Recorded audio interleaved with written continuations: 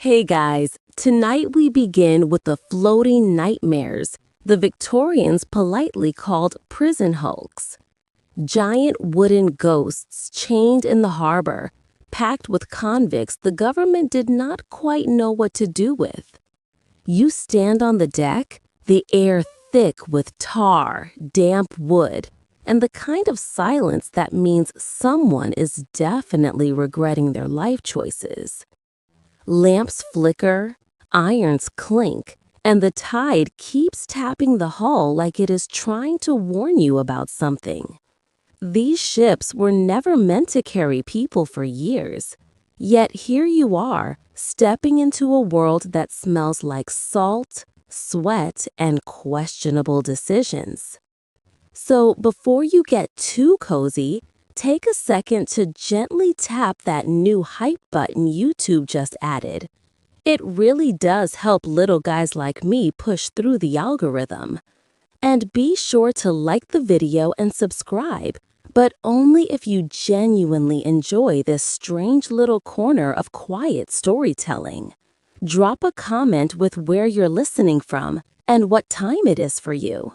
It's strangely comforting to know who else is drifting off with us around the world. Now get comfortable.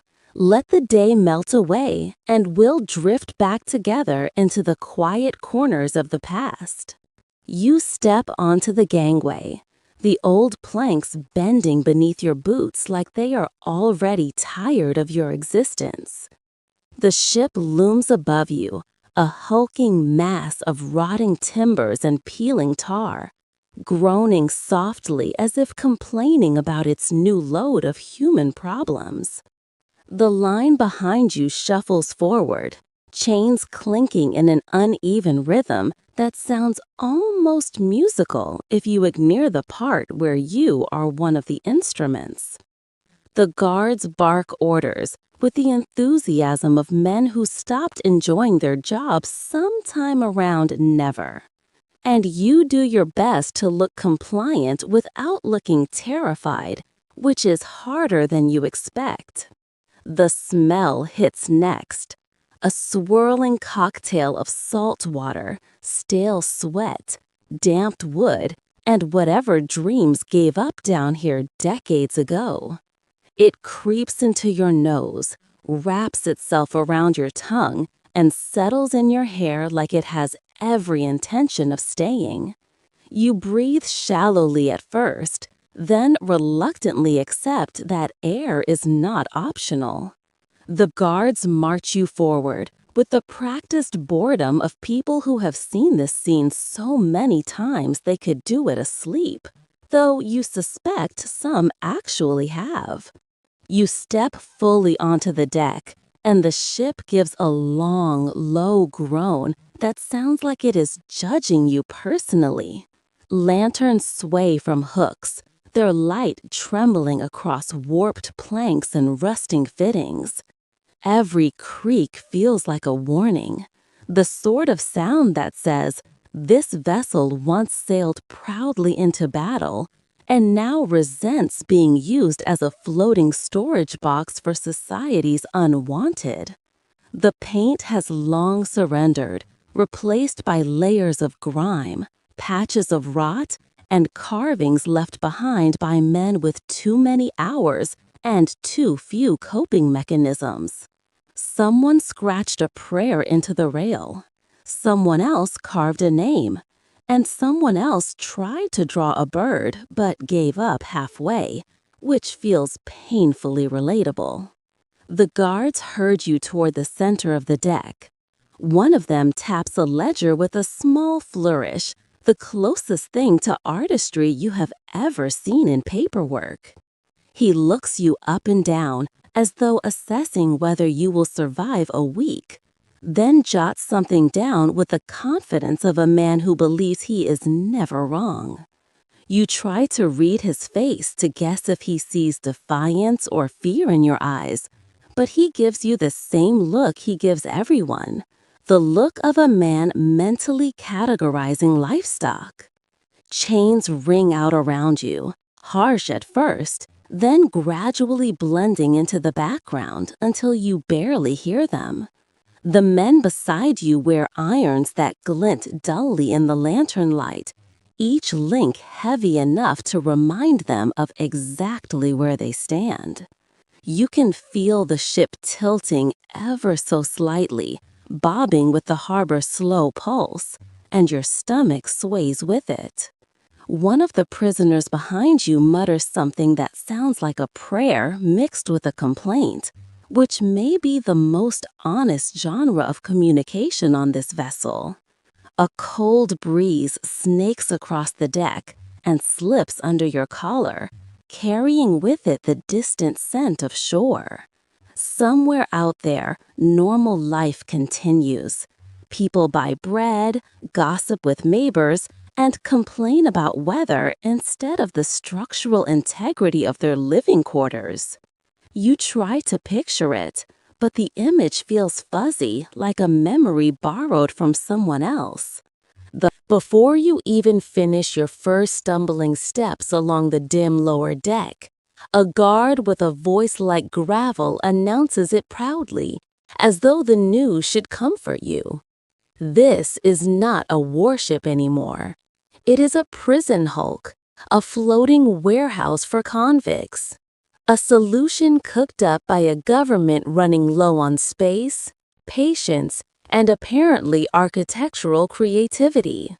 The guard explains it with the casual tone of someone describing a harmless public works project, instead of a human filing cabinet. You listen because you have no choice, but also because you want to know how anyone convinced themselves this was a good idea. The Victorians, in their earnest obsession with order and progress, took one look at overflowing land prisons and another at rotting ships left over from past naval glory, then clapped their hands together like children discovering building blocks. Why construct new prisons when they already had giant wooden shells sitting around perfectly capable of holding as miserable people as the crown required? Never mind that these ships were built to chase French fleets across the sea, not hold convicts who needed sleep, food, and air that did not taste like soaked timber. The officials in London wrote neat reports insisting these hulks were temporary, reasonable, and humane. You stand in the dark belly of this ship and wonder how much ink they had to spill to make that sound convincing. The guard goes on, clearly enjoying his role as tour guide to despair. The hulks are efficient, he claims. They keep convicts far from the innocent public. They offer useful labor. They repurpose resources. He lists these points as if reciting scripture, leaving out the part where the ships sit in stagnant harbors for years, gathering mold, illness, and men who slowly forget what the sky looks like without bars in the way.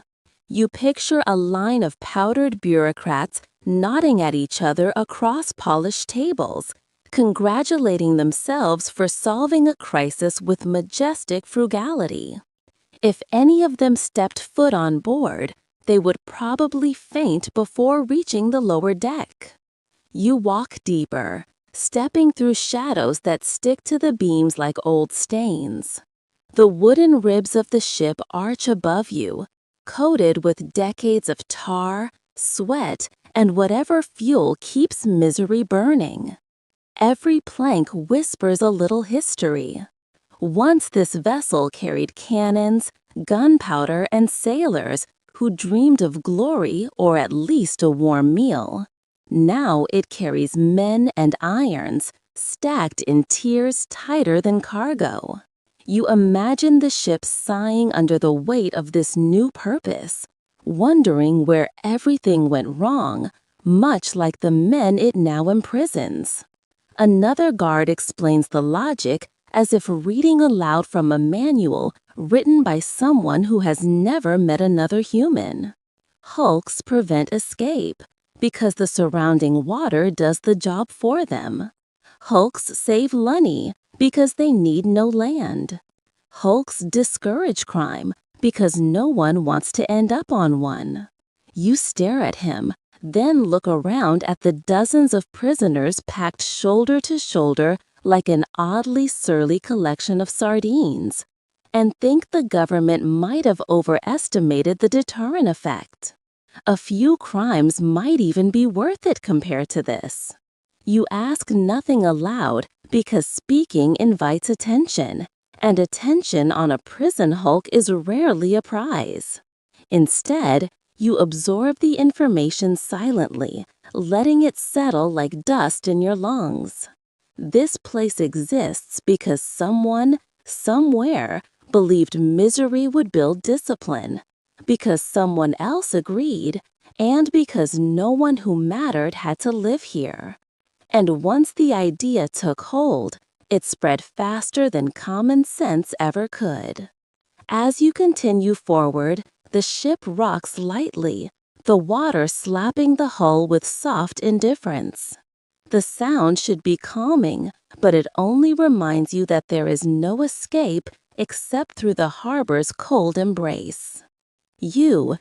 Staying in shape is a holistic approach to being healthy. So the foundation would be nutrition, eating good foods, making sure you're getting what your body needs on a daily basis. The Hulks were supposed to be temporary, a stopgap until more prisons could be built. That was decades ago. Governments love the word temporary when it conveniently lasts long enough for everyone involved to retire. You move along the narrow passage and pass a small window cut into the hull. It offers a glimpse of the shore, distant and ordinary, filled with people who have never smelled this suffocating blend of damp wood and confinement. The guards insist the hulks are necessary, a cornerstone of justice, an innovative response to crime. You wonder if any of those men on shore ever think about the difference between necessity and convenience. By the time you finish the force tour, you understand the truth clearly. This ship floats not because it is seaworthy, but because it is cheaper to let it rot slowly than to dismantle it. The government calls it progress. You call it something else entirely. You grip the edge of the hatch and take your first cautious step downward, the ladder groaning beneath your weight, as if warning you to turn back. The lantern above casts a thin, trembling glow that barely reaches the first few rungs, and everything below that point falls into a murky blur of shadows and damp wood. The smell intensifies immediately, thick and warm, like breathing through a blanket that someone forgot to wash for a decade. You try to inhale lightly, but the air pushes back, heavy with moisture and the collective exhale of too many bodies crammed into too little space. Each rung brings you closer to the heart of the ship, and with every foot you descend, you understand a little more why the men around you look like they are always negotiating with their own lungs. Your boots touch the lower deck,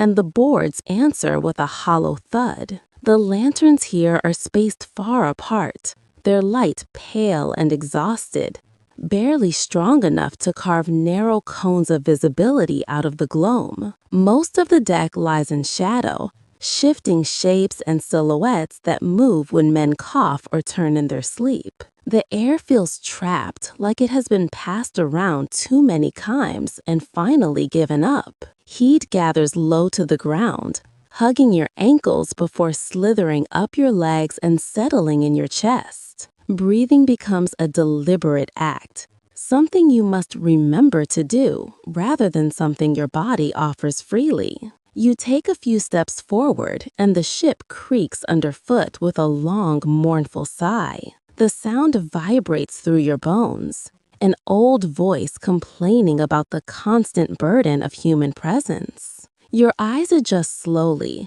revealing rows of wooden platforms stacked on either side of the deck. These bunks are barely large enough for a man to lie still, and most of the occupants look as though they are afraid to move, for fear of waking someone or cracking their heads on the beams above them. The prisoners lie shoulder to shoulder in a cramped arrangement that would make sardines protest. As you walk deeper, the floorboards become slick with condensation and something you choose not to identify. You slip slightly, catching yourself on a beam that feels damp and warm to the touch. Somewhere nearby, someone wheezes in a long, rattling rhythm that makes you wonder if the ship itself is trying to breathe through him. A few men glance your way, their eyes dull but observant, measuring you with the slow calculation of people who have seen dozens of newcomers arrive and change absolutely nothing. No one speaks at first. Down here, silence carries more weight than noise, and breaking it feels like stepping on sacred ground. When someone finally does speak, it is a whisper drifting out of the shadows. You turn to see an older convict sitting cross-legged on his bunk, chains pulled at his feet like a nest of metal snakes. He gestures vaguely at the air and tells you it never gets better. The lungs adjust, he says, or they surrender.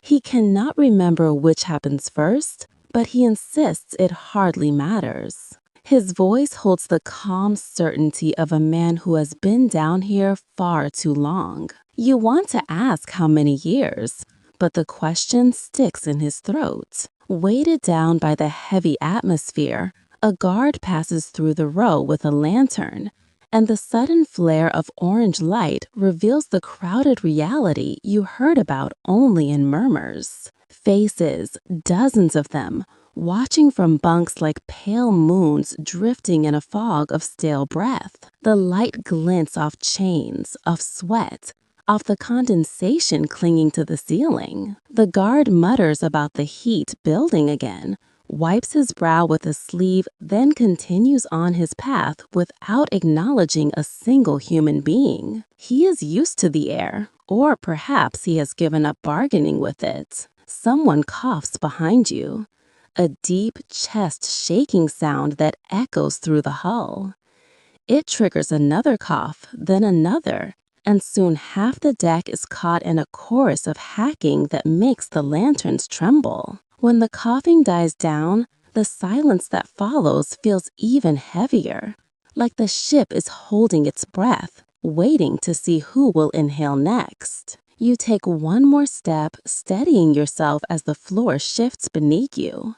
The ceiling hangs low, beams crowding overhead, as if the ship itself is closing in. You feel your lungs strain, searching for air that does not taste like damp wood and human struggle. For a moment, you understand why the prisoner's shoulders sag the way they do, why their eyes look hollow, why every movement feels like it must be justified to the body before being attempted. Down here, even oxygen comes at a cost. You move deeper into the dim belly of the Hulk, each step announcing itself with a creak that feels louder than it should. The lantern light fades behind you until the world becomes a shifting blend of shadows, whispers, and the faint clink of iron against iron. You sense eyes on you long before you can see faces, the way animals sense a change in weather. And when the shapes around you finally sharpen into men, it is like walking into a room full of ghosts who never quite finish their business with the world. The first prisoner you truly see sits on the edge of his bunk, elbows on knees, looking at you with the mild interest of someone evaluating whether you will make decent conversation or at least amusing background scenery. His face is a map of old scrapes and poorly healed cuts, each line telling its own version of events he has probably edited for dramatic effect. He greets you with a nod that seems almost friendly until you realize he is watching your pockets, not your eyes. Down here, hospitality is more curiosity than kindness. Still, he offers a grin, a crooked thing that looks like it has survived more than a few fights. And you give a cautious nod in return, because refusing might count as arrogance. And arrogance, you suspect, has consequences. A few bunks away, another man lies back with his arms folded behind his head, staring at you as if he is judging your posture, your breathing, or possibly your entire life trajectory. He looks young but worn, the kind of face that might have been charming before the world took a turn and knocked the charm clean off. He asks your crime without ceremony.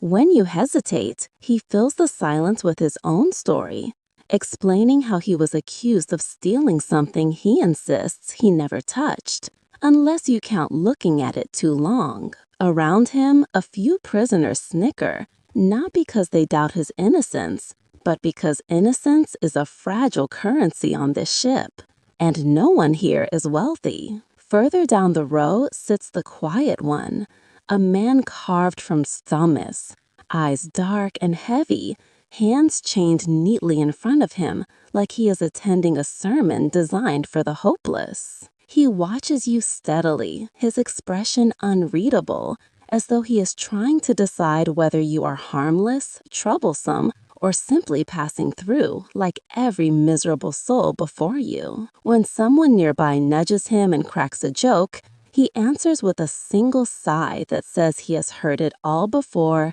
and found none of it particularly enlightening. You soon learn that the prisoners communicate with a rhythm unique to men who share too much space and too little hope. Their humor is sharp, dry, and often delivered with the straightest of faces. A man with a missing tooth tells you he lost it in a bar fight defending his honor, only for the older prisoner beside him to snort and reveal he lost it to a loaf of stale bread. Another man proudly lifts his shirt to show a scar twisting across his ribs like a restless snake. He claims it came from a duel. His bunkmate corrects him, saying it came from slipping on fish guts at the docks. The duel version wins more admiration, so the fish narrative is quickly forgotten. You meet the storyteller next, a wiry fellow with eyes too bright for this place. He speaks with the energy of a man determined to keep his mind moving faster than his circumstances. He tells tales of distant towns, crooked constables, and a cousin who supposedly wrestled a bull, though everyone with earshot insists the cousin barely managed a goat. His stories draw men closer, not because anyone believes them, but they provide a brief vacation from the ship's heavy air. Then there is the man they call preacher, though you doubt any official church would claim him. He quotes scripture with the enthusiasm of someone mixing holy text with personal opinions, occasionally inserting words that definitely don't appear in any Bible you have ever heard of. He means well, the men say, though they say it with a tone that implies meaning well is frequently inconvenient. What strikes you most is how these men talk to each other, blending mockery with a strange kind of solidarity. They tease, argue, and embellish their pasts. Yet beneath all of it lies a thread of unspoken understanding.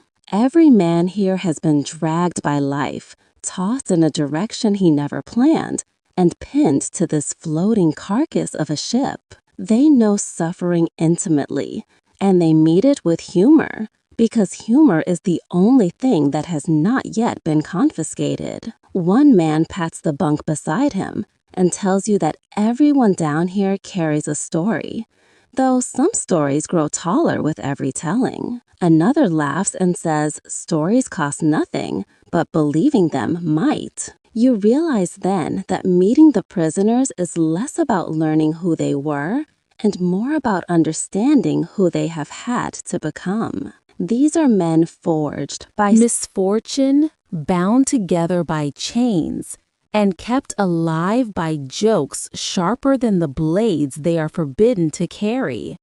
You begin to understand the rules long before anyone explains them, because the ship does not waste time with formal introductions. The hierarchy reveals itself in the way men move, how they sit, who talks first and who does not bother talking at all. It is not written anywhere, yet it feels as solid as the timbers pressing in around you. You watch and you listen, and the ship teaches you its lessons faster than any guard ever could.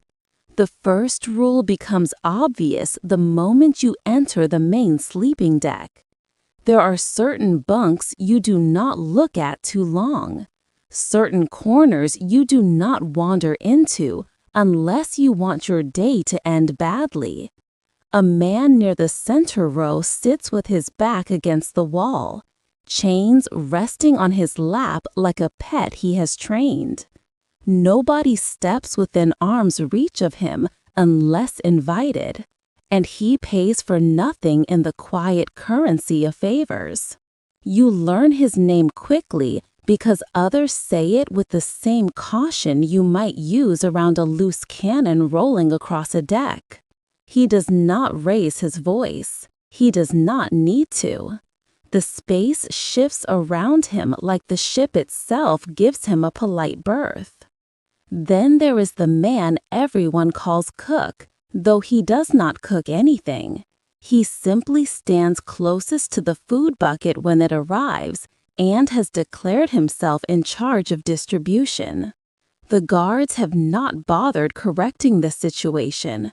Perhaps they think it builds character. Or perhaps they just enjoy watching men negotiate spoonfuls of stew with all the diplomacy of treaty talks. Cook is not dangerous in the dramatic sense. He is dangerous in the petty sense, the way an annoyed rooster is dangerous. Annoy him and you will find your portion shrinking mysteriously, or your bowl tilting at just the wrong moment. You conclude quickly that appeasing him is cheaper than challenging him. At the far end of the deck sits a man who does not speak, not because he lacks words, but because he has discovered silence is the most effective tool available. He watches everything, eyes following movements with unsettling patience. When he stands, others shift. When he sits, the air loosens slightly. You are not sure whether to fear him or admire him, but you are certain not to sit on his bunk, lean on his beam, or exist in his immediate vicinity without good reason. Between these pillars of authority are the men who orbit them, forming the layers of the ship's social structure. Some serve as messengers, carrying whispers between bunks with the urgency of men passing state secrets. Others handle disputes, though their method of conflict resolution usually involves deciding who looks more tired and assigning blame accordingly. None of them wear badges or hold titles. They earn their positions through time, cunning, or the sort of stubbornness that convinces others to leave them alone. You quickly learn that humor here is a territory of its own. A sharp joke can earn respect, but misjudge your audience and you may find a spoon pointed at your ribs with surprising conviction. One prisoner explains this while demonstrating the exact grip one should fear. He insists he is only showing you for educational purposes, which does not make you feel any better. There is also the unspoken rule about noise. Loudness is tolerated only in specific windows of the day, usually when the guards shuffle about pretending they are maintaining order. At night, when the lanterns burn low and the air turns thick, the men grow quieter, voices dropping into murmurs. If someone breaks that quiet, the entire deck shifts in irritation, and the offender is encouraged to rethink his choices through a series of pointed glares and occasionally a strategic elbow. One afternoon, you witness a small skirmish that teaches you another rule. A newcomer accidentally sits where he should not, directly on the edge of a bunk belonging to a man with eyebrows that practically warn strangers to keep their distance. The offender stands quickly, mutters an apology, and backs away. Eyebrows only stares. The tension lasts several breaths before melting into nothing, but you can feel the lessons sink into your spine. The men here do not need weapons. They have mastered the art of making a look feel like a threat. Gradually, you begin to understand where you fit. Not important enough to draw attention, not foolish enough to provoke anyone, not yet knowledgeable enough to navigate the subtler politics. You stand on the outer edge of things, which is the safest place for anyone new. From there, you observe, you catalog, you learn which men laugh too easily, which hide anger beneath quiet tones, and which will defend you simply because they are bored and enjoy watching chaos unfold. The ship has its own ecosystem, a living hierarchy crafted from boredom, confinement, and too many personalities pressed into the same wooden box. You adapt because adaptation feels easier than the alternative. The rules do not make sense in the outside world, but down here they fit perfectly. Like the ship has shaped them through years of tension and forced cooperation. And by the time you realize you are following these rules instinctively, the ship has already claimed another part of you. You climb into your berth with the optimism of someone who still believes sleep is possible in a place like this. The bunk is little more than a plank hammered into the ship's ribs, narrow enough that turning over feels like an advanced gymnastic maneuver. The boards sag beneath you in a way that suggests they were never meant to support human weight. And they complained loudly as if personally offended by your presence. You settle onto your back, staring at the low beams above you, and immediately feel the wood press into your spine with the tenderness of a reprimand. Around you, the lower deck shifts into its nighttime chorus. Bodies rustle in their chains, someone coughs in long, dramatic bursts, and the man 2 bunks away snores. With such commitment, you wonder if he has been hired by the ocean to communicate with submerged creatures. Each inhale sounds like a wave curling, each exhale like a dying foghorn. You try to ignore him, but the rhythm grows hypnotic, vibrating through the wooden planks and into your ribs, until you swear you can feel the snores echo behind your teeth. The heat gathers quickly. The air does not move so much as settle, warm and stale, like it has been used too many times before reaching your lungs. You shift slightly, trying to create a pocket of cooler space under your blanket. But any movement sends another series of squeaks from the boards that feel loud enough to alert the guards. Someone grumbles from the row across, as if your attempt at comfort has personally disturbed his moral peace. You try lying on your side. You immediately encounter the wall, a curved plank that presses against your shoulder as though encouraging you to consider a different orientation. Lying on your other side is no better, because it brings you dangerously close to the edge, and falling out of your bunk would be the sort of event the other prisoners would discuss for weeks.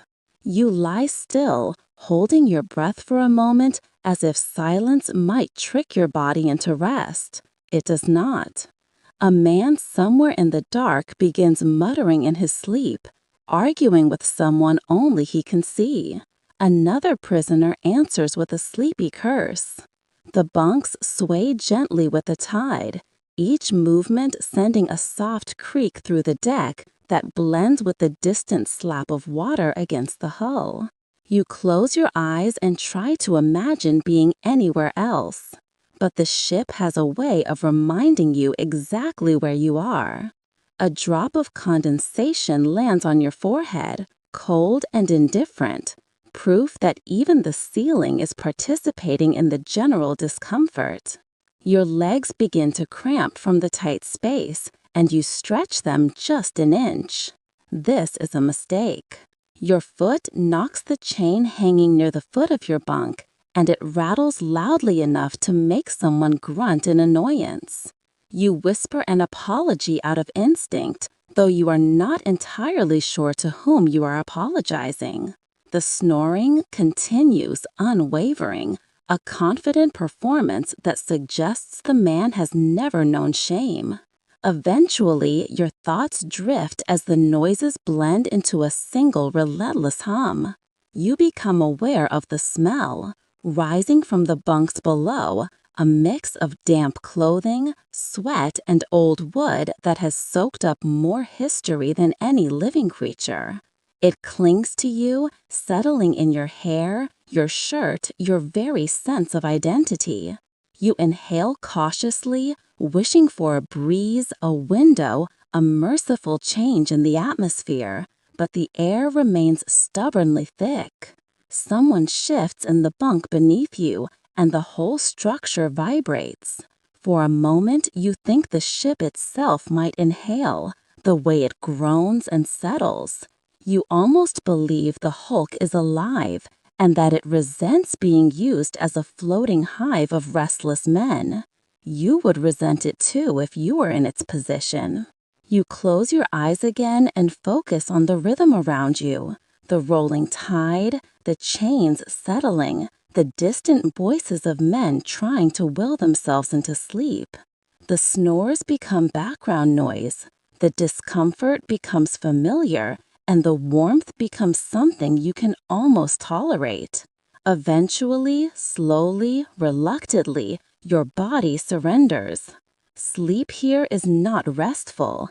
It is something you fall into the way a man might fall into a shallow puddle, still aware of the ground beneath him, still aware that he does not belong where he is.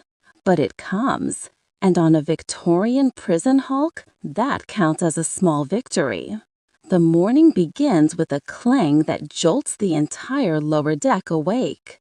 A metallic announcement that food is coming, though calling it food feels ambitious.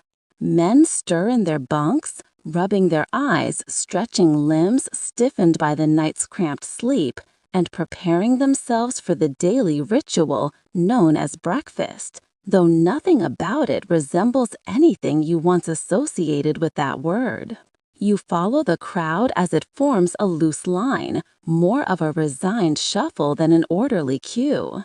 Each man moving with the determination of someone who knows the alternative is leaving the meal to the rats, who already act like paying tenants. The first thing you join them because not joining them is not an option unless you secretly wish to be used as an example in the morning punishment round.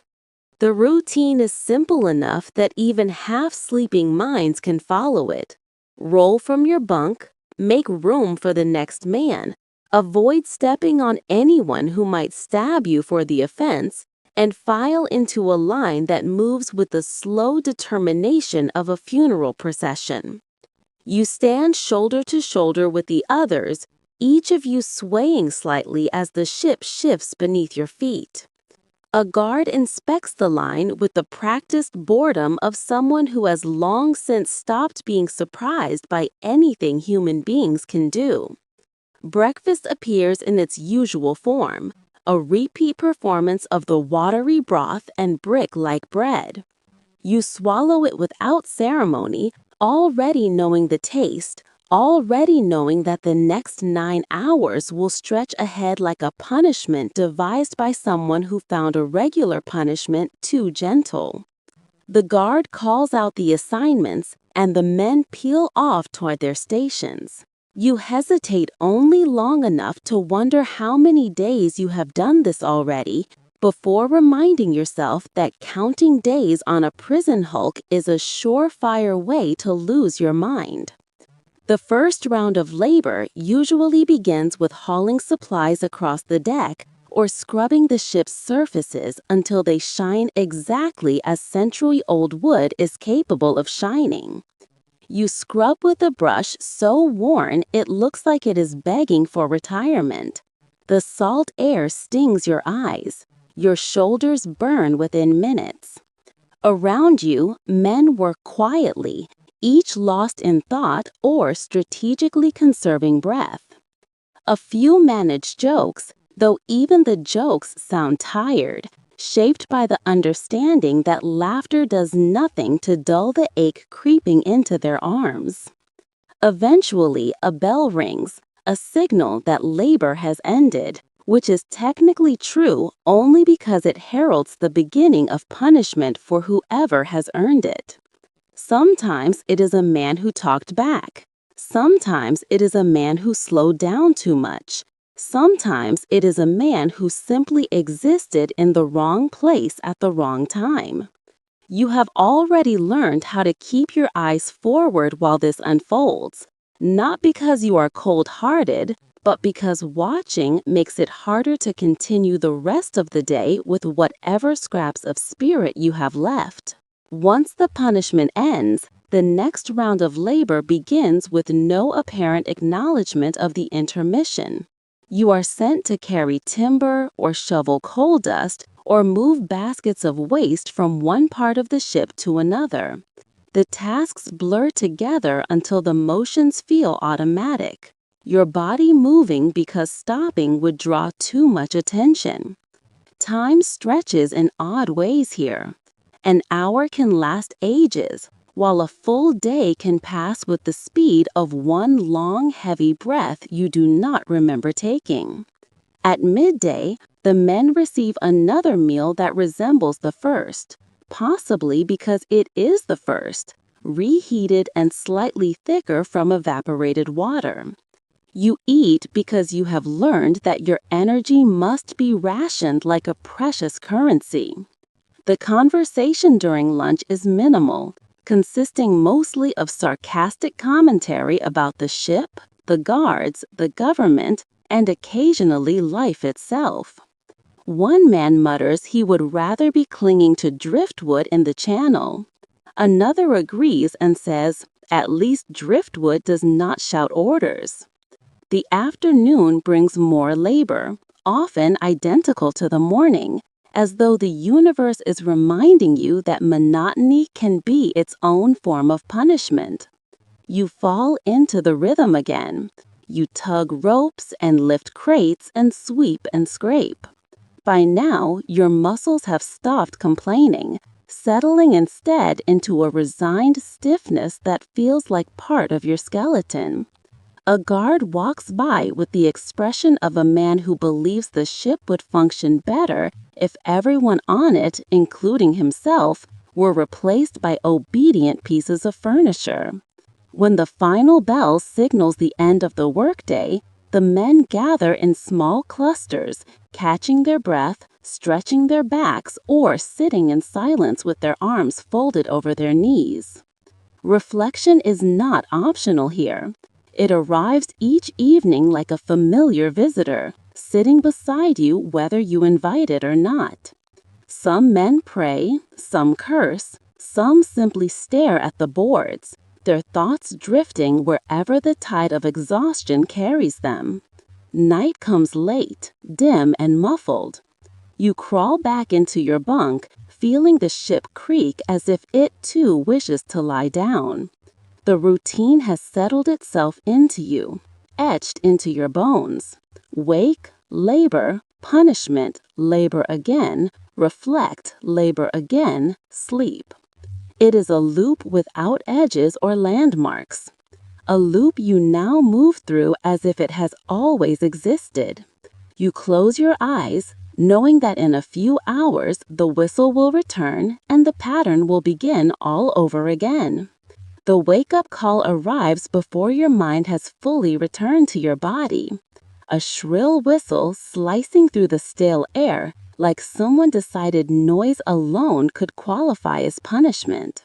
You open your eyes to darkness that has not yet decided to soften into dawn.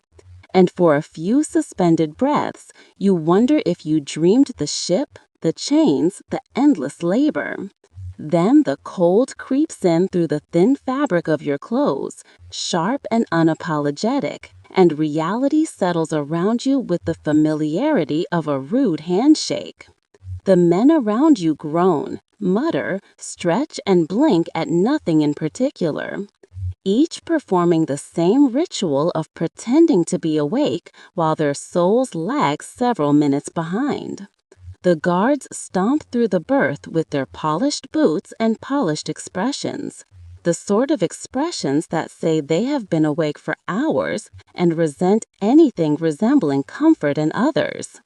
One of them tosses the door open wider, letting in a gust of pre-dawn wind that slaps the back of your neck with icy enthusiasm. You sit up quickly because hesitation is not wise in these moments. A sleepy man once moved too slowly and found himself introduced to the business end of a truncheon before he had fully processed the sentence. Get moving. You pulled yourself from the bunk, joints cracking like old timber shifting in a storm, and shuffle into the narrow aisle.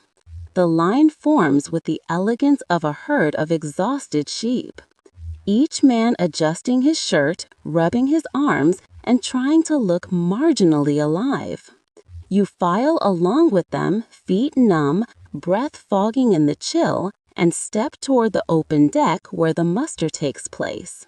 The moment you emerge into the morning air, the cold hits with such force that you suddenly sympathize with icicles. It is the kind of cold that feels less like a temperature and more like a personal attack. The guards are already waiting, clipboards clutched under their arms, pencils poised like tiny weapons ready to strike a name from existence.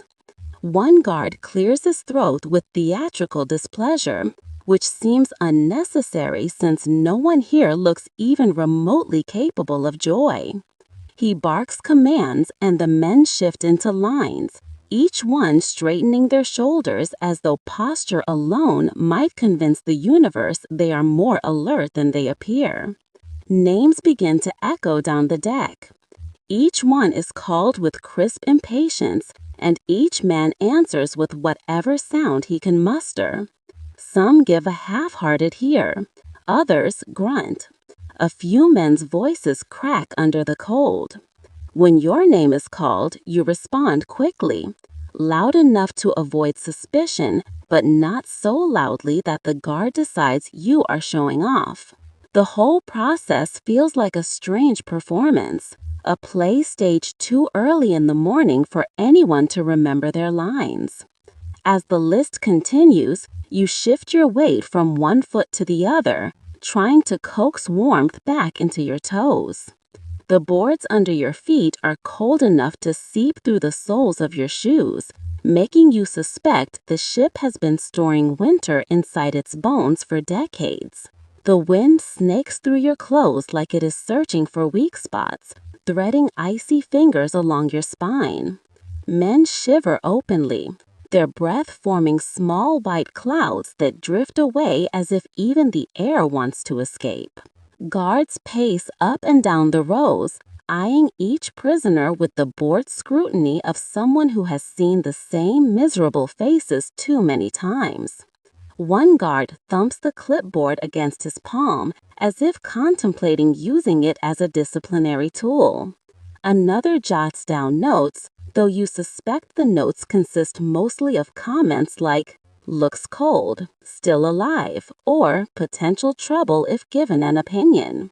When a man sneezes too loudly, the guard nearest him stiffens as if personal offense has been taken. The prisoner mutters an apology that is carried away by the wind before it can be heard.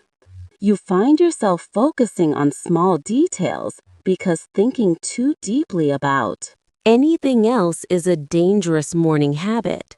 You count the steps the guards take. Watch the way the sails overhead flap in the breeze, despite being long dead. Notice how the sky begins to bleed from charcoal to dull blue. Eventually, the names end, and the guards nod at one another with the grim satisfaction of men who have successfully completed a task they never wanted.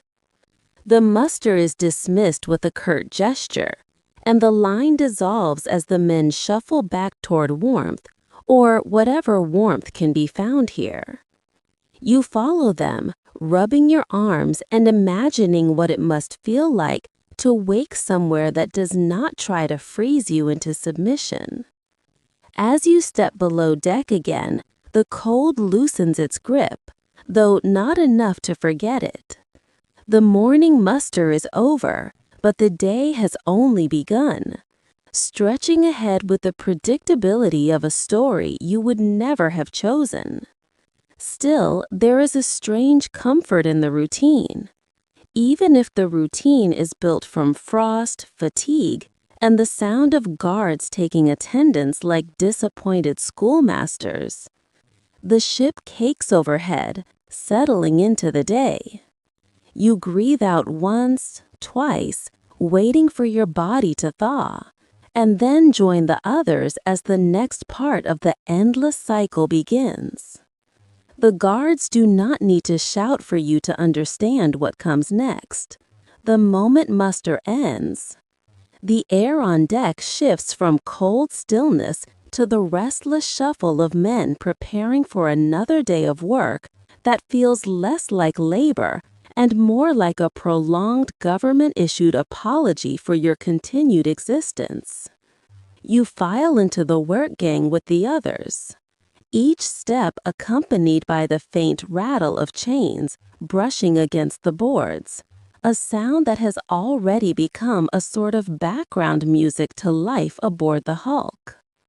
The guards unlock the tool chests with the enthusiasm of men revealing treasure, though the treasure consists of rusted picks, dented shovels, and iron bars that could double as medieval exercise equipment. You take the tool handed to you, not because it is particularly suited to the task ahead, but because refusing would be a daring invitation to be introduced to the nearest punishment apparatus. The iron is cold against your palms, rough enough to scrape skin, and heavy enough to remind you that Victorian innovation occasionally consisted of making everything weigh twice as much as necessary. The men move in formation, a loose procession of clinking metal and grumbling voices. The chains between ankles limit your stride, turning what should be a straightforward walk into a synchronized shuffle that resembles a slow-moving centipede made of tired humans. A guard marches beside the line, swinging his baton with the absent-minded confidence of someone who knows the mere existence of the baton is motivation enough. You reach the shoreline or the work platform, depending on the day. And today, it appears the authorities have decided stone breaking is the correct activity to improve your moral character. The pile of rocks waiting for you looks large enough to rebuild Rome twice, and the foreman gestures at it as though he is presenting a magnificent feast. The only thing feast-like about it is that it promises to leave you equally exhausted and slightly nauseous. The first swing of your tool sends vibrations up your arms, rattling your bones in a way that suggests stone breaking was invented by someone who disliked bones. The impact produces a dull crack and a small cloud of dust that drifts into your face, coating your tongue with the flavor of complaint. Around you, the other prisoners settle into their rhythms, each thump, crack, and grunt blending into an industrial symphony that would horrify anyone with musical training. Guards patrol the perimeter, calling out corrections when someone swings too softly or pauses too long. One man sneezes so hard he nearly topples forward, and the guard warns him not to let personal weaknesses interrupt the queen's schedule. The absurdity of the statement almost pulls a laugh from your throat, though you swallow it quickly because laughter is not a recognized part of the daily program. Hours stretch forward with the slow determination of an elderly tortoise. Your shoulders burn, your wrists ache. Sweat collects under your collar despite the cold, making the fabric cling to your skin. You learn to adjust your stance to avoid stumbling over your own chains, a skill no one dreams of acquiring, yet everyone masters eventually. Every time you pause to straighten your back, a guard's shadow glides across your peripheral vision, and you resume swinging before he needs to remind you. From time to time, the men exchange comments that seem designed to keep their spirits from fully dissolving. Someone complains the stones are reproducing when no one is looking. Another claims his tool is cursed because it only breaks when he is not holding it properly. These small scraps of humor drift between you like lifelines, flimsy but essential. Eventually, the bell rings, a sound that should bring relief, but instead signals the halftime break of misery. The guards herd everyone into a loose cluster where you are allowed to stand, breathe, and consider whether your arms will detach from your body if you resume working after the pause. A few men sit, but most stay upright, because getting up again requires a level of energy rarely found on this ship. When the bell rings again, you return to the task with the resigned patience of someone who knows the stones will not break themselves, and the guards would be deeply offended if they did. You swing, strike, repeat, each motion blurring into the next. Time becomes a loop of weight, dust, and the constant vibration running through your arms. By the time you march back toward the Hulk, your body feels like it has been carved from the same stone you have spent the day pulverizing. The chains clink in a weary chorus. The guards glance over you with their standard mixture of suspicion and boredom, and the sky overhead has begun to fade into evening. You climb the gangway with slow steps, feeling the familiar creak of the ship beneath you. Your place in the work gang has been earned through nothing more than existence, but you understand now why the system works. It does not need efficiency. It does not need enthusiasm. It only needs time, labor, and enough weight in your hands to crush the thought of anything beyond the next order.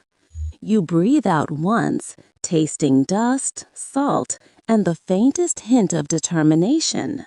Then step back inside to face whatever comes next. You start to notice it gradually, the way a person notices a persistent itch or the subtle knowledge that someone nearby is chewing far too loudly. At first, the noises aboard the Hulk blend into a dull, shapeless backdrop, the kind of sound your mind files under general suffering. But as the days stack together and your ears adjust, the ship reveals its full orchestra. It is not music, not in any civilized sense, but it is a symphony all the same, performed by wood, metal, water, and men who would rather be anywhere else. The creaking comes first. It is constant, endless, and strangely alive, as though the old hull is muttering to itself about the indignity of still being afloat after all these years. Every shift of the tide makes the boards groan. Every gust of wind sends a shudder down the beams as if the ship is sighing loudly in protest. You lie in your bunk listening to it at night, and sometimes you swear the wood sounds annoyed, like it is too tired to collapse but too stubborn to be quiet. Then there are the drips. You hear them in the dark, tiny notes echoing against metal and wood, each one landing with an insistence that reminds you of a leaky roof in a cottage you never lived in. Sometimes the drips fall from above, sometimes from somewhere behind the walls, sometimes from a place you cannot locate, even after you sit up and strain your ears. Men claim the Hulk leaks like a colander that has given up on dignity. The guards insist everything is perfectly safe. The truth, as usual, probably sits somewhere between denial and damp. But the ship itself is only part of the soundscape. The prisoners contribute their own movements, breaths, and complaints, turning the lower deck into a living cavern of human noise. Someone coughs every few seconds, a deep, rattling cough that sounds like it has been trapped in his chest since the Napoleonic Wars. Another man snores with such thunderous commitment that you imagine sailors passing by on smaller boats assume a wild animal has taken up residence. The snores come in varied lengths and intensities, some short and sharp, others long and mournful, like sad foghorns lamenting their life choices. The chains clink constantly. Walk across the deck, clink. Turn over in your bunk, clink. Shift your weight from one foot to the other, clink. The sound attaches itself to you, becoming a mechanical extension of every movement. Eventually, you stop noticing it until a moment of silence falls, and you realize the silence only exists because no one is moving at all. Of course, the voices are their own chapter in this acoustic diary. Men mutter in their sleep, speaking names or places you have never heard before. Some whisper to themselves when they think no one is listening, recounting memories or bargaining with fate. Arguments flare over nothing, snapping into existence like sparks from flint. One man insists another stole his bucket. Another claims the bucket was clearly abandoned.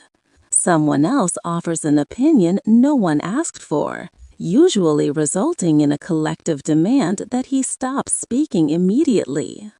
You hear threats muttered in tones, soft enough to be taken as jokes, but sharp enough to discourage curiosity. Every day brings a new topic of debate. Who snores loudest? Who should be closer to the wall? Who is to blame for the mysterious disappearance of a crust of bread that barely qualified as food? At one point, two men spent 10 full minutes arguing over whose turn it is to be miserable, before realizing the answer is obvious. It is everyone's turn all the time. The laughter that follows is quiet and cracked, but genuine enough to feel like a victory. Occasionally, from somewhere above, you hear the guards shouting orders or laughing at jokes no one else finds funny. Boots thud across the deck, followed so tightly his knuckles turn white. He grits his teeth, refusing to cry out. And you can almost feel the collective breath of the prisoners tighten with him. The second strike tears into his skin. This time, a muffled sound escapes his throat, something between a gasp and a swallowed cry. The guards nod approvingly, as if pain is proof of moral progress. The third strike draws blood. A few men in the line shift their weight, not out of impatience, but out of shared discomfort. Each flinch traveling through the deck like a tiny shock wave. You keep your breathing steady, focusing on the details that will not make you sick. The way the sunlight barely reaches the deck. The way the ropes overhead sway with the tide. The way the boards crack under the shifting weight of men trying not to react. You notice the prisoners watching closely, not because they enjoy the spectacle, but because they need to remember the consequences. They file this moment away inside themselves next to all the other reminders of how quickly a day can turn. By the seventh strike, the man's breath comes in sharp bursts. His back is a mess of welts and blood, the skin raised in jagged patterns that will scar no matter how long he serves. The guards remain unmoved, their faces carved into the same stern mask they wear during muster and inspections. You wonder if they ever feel anything at all, or if the ship has drained them too, turning them into wooden extensions of the vessel's discipline. When the final blow lands, the man slumps forward, held up only by the restraints. A guard steps in, checks his pulse with a bored glance, then nods to release him. They unfasten the bindings and let him sink to the deck, where two prisoners are ordered to carry him below. They do so gently, more gently than the guards ever would, lifting him with the quiet care of men who know they could trade places with him any day. The punishment ends the way it always does, with a guard proclaiming that discipline makes better men. The statement rings hollow, echoing across the deck before disappearing into the cold morning wind. The prisoners disperse slowly, stepping back into their routines with heavy limbs and heavy thoughts. You follow them, feeling the imprint of the scene stitched into your memory. You have witnessed the rules of the ship enforced in their rawest form. You have seen what happens when the hierarchy demands a demonstration. And as you descend toward the lower deck, the sounds of the ship return. Groans, drips, coughs, whispers, filling the silence left behind. But one sound lingers longer than the rest, quiet but unmistakable. The faint echo of each lash, still humming beneath your skin. You first consider escape on a day when the wind is warm and the sky looks almost friendly.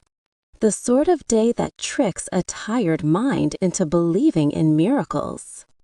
You stand near the edge of the deck during a short break from labor, staring at the water below as it laps against the hull with rhythmic indifference. From a distance, it looks calm, almost inviting, shimmering under the faint sunlight like a polished sheet of glass. You imagine slipping into it, quietly, cutting through the surface like a fish with inconvenient limbs, and swimming toward the distant shore, where life surely makes a little more sense. Then a guard stumps past you, muskets slung over his shoulder, and the fantasy cracks before it fully forms. Armed men ring the ship at all hours, stationed at the railings, pacing the gangways, or leaning on posts as though relaxing while absolutely ready to fire. They look bored, but not bored enough to miss a splashing convict flailing past them like a particularly determined pigeon. You study their faces, noticing how each one carries the alertness of someone waiting for the slightest excuse to demonstrate what their weapon can do. Even if you somehow avoided the guards, there is the small matter of the chains. They cling to your ankles during the day, clinking with each step like sarcastic reminders of your limitations. At night, the heavier restraints appear, cold metal that steals warmth from your skin the moment it locks in place. Swimming with one set would be difficult. Swimming with both would be a comedy routine, ending in tragedy. You once tried lifting the full weight of the leg irons off the ground with a single hand, and succeeded for exactly half a second before nearly removing your own toes. Still, your imagination insists on considering the water, so you let it examine the option. The surface is deceptive. The docksmen speak of currents that twist through the harbor like hidden creatures, pulling downward, sideways, or nowhere sensible. Even the boats that travel the route regularly avoid certain channels. You overhear guards say the tide can strip a strong swimmer of control within seconds. You look down again, and suddenly the water does not seem so gentle. It feels like a creature pretending to sleep. Then there are the sharks. You have not personally seen one circling the hulk, but the older prisoners claim they appear often, drawn by the waste dumped from the ship and the general aroma of despair. One man swears he watched a fin trace a perfect circle around the hull. For half an hour before drifting off in search of fresher entertainment, another claims sharks have learned to associate splashing with meals, which you hope is an exaggeration, but suspect is only half true. You picture yourself dropping into the water, making all the wrong noises, and being immediately greeted by something with far more teeth than compassion. Your own swimming ability does not help. The last time you attempted to swim was years ago in a quiet river where the biggest threat was stepping on a stone that looked insultingly fish-like. You remember paddling unevenly, thrashing with more enthusiasm than technique, and swallowing enough water to learn humility. Now, imagining yourself performing a graceful escape stroke through cold, unpredictable harbor water feels like imagining yourself sprouting wings. On another afternoon, while hauling timber across the deck, you catch two prisoners whispering about escape as though discussing forbidden treasure. One explains the obstacles with the practiced tone of a man who has calculated every angle twice and abandoned each one thrice. The guards, the tides, the sharks, the weapons, the chains, the distance, the unpredictable weather, the cold, the number of witnesses who would absolutely shout to ensure the spectacle does not go unnoticed. By the time he finishes listing everything capable of ending an escape attempt, he sighs and scratches his beard like a scholar who has misplaced his final argument. Even the ship itself resists escape. The hull sits low in the water, preventing easy jumps. The ropes are guarded. The lifeboats are chained. The docks are patrolled by officers who think the Hulk's prisoners might spontaneously form a synchronized swimming team. Every inch of the vessel has been arranged to ensure the fantasy stays exactly where it belongs, floating uselessly inside your mind. As night falls, you lie in your bunk, listening to the creaks and groans of the ship, letting your thoughts drift through the impossible. For a moment, you imagine the perfect escape, the flawless dive, the silent swim, the quiet disappearance into freedom. It lasts only a heartbeat before the reality of the cold air seeps through your thin blanket again. Escape is something you think about because imagining freedom is a small rebellion and the guards cannot confiscate. But deep down, you know the truth. This ship is a cage designed by people who understand hope a little too well.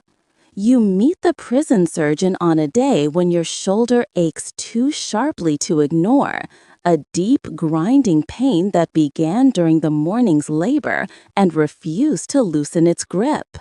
You tell yourself it is nothing, just a pulled muscle or the result of lifting something that weighed half a small house.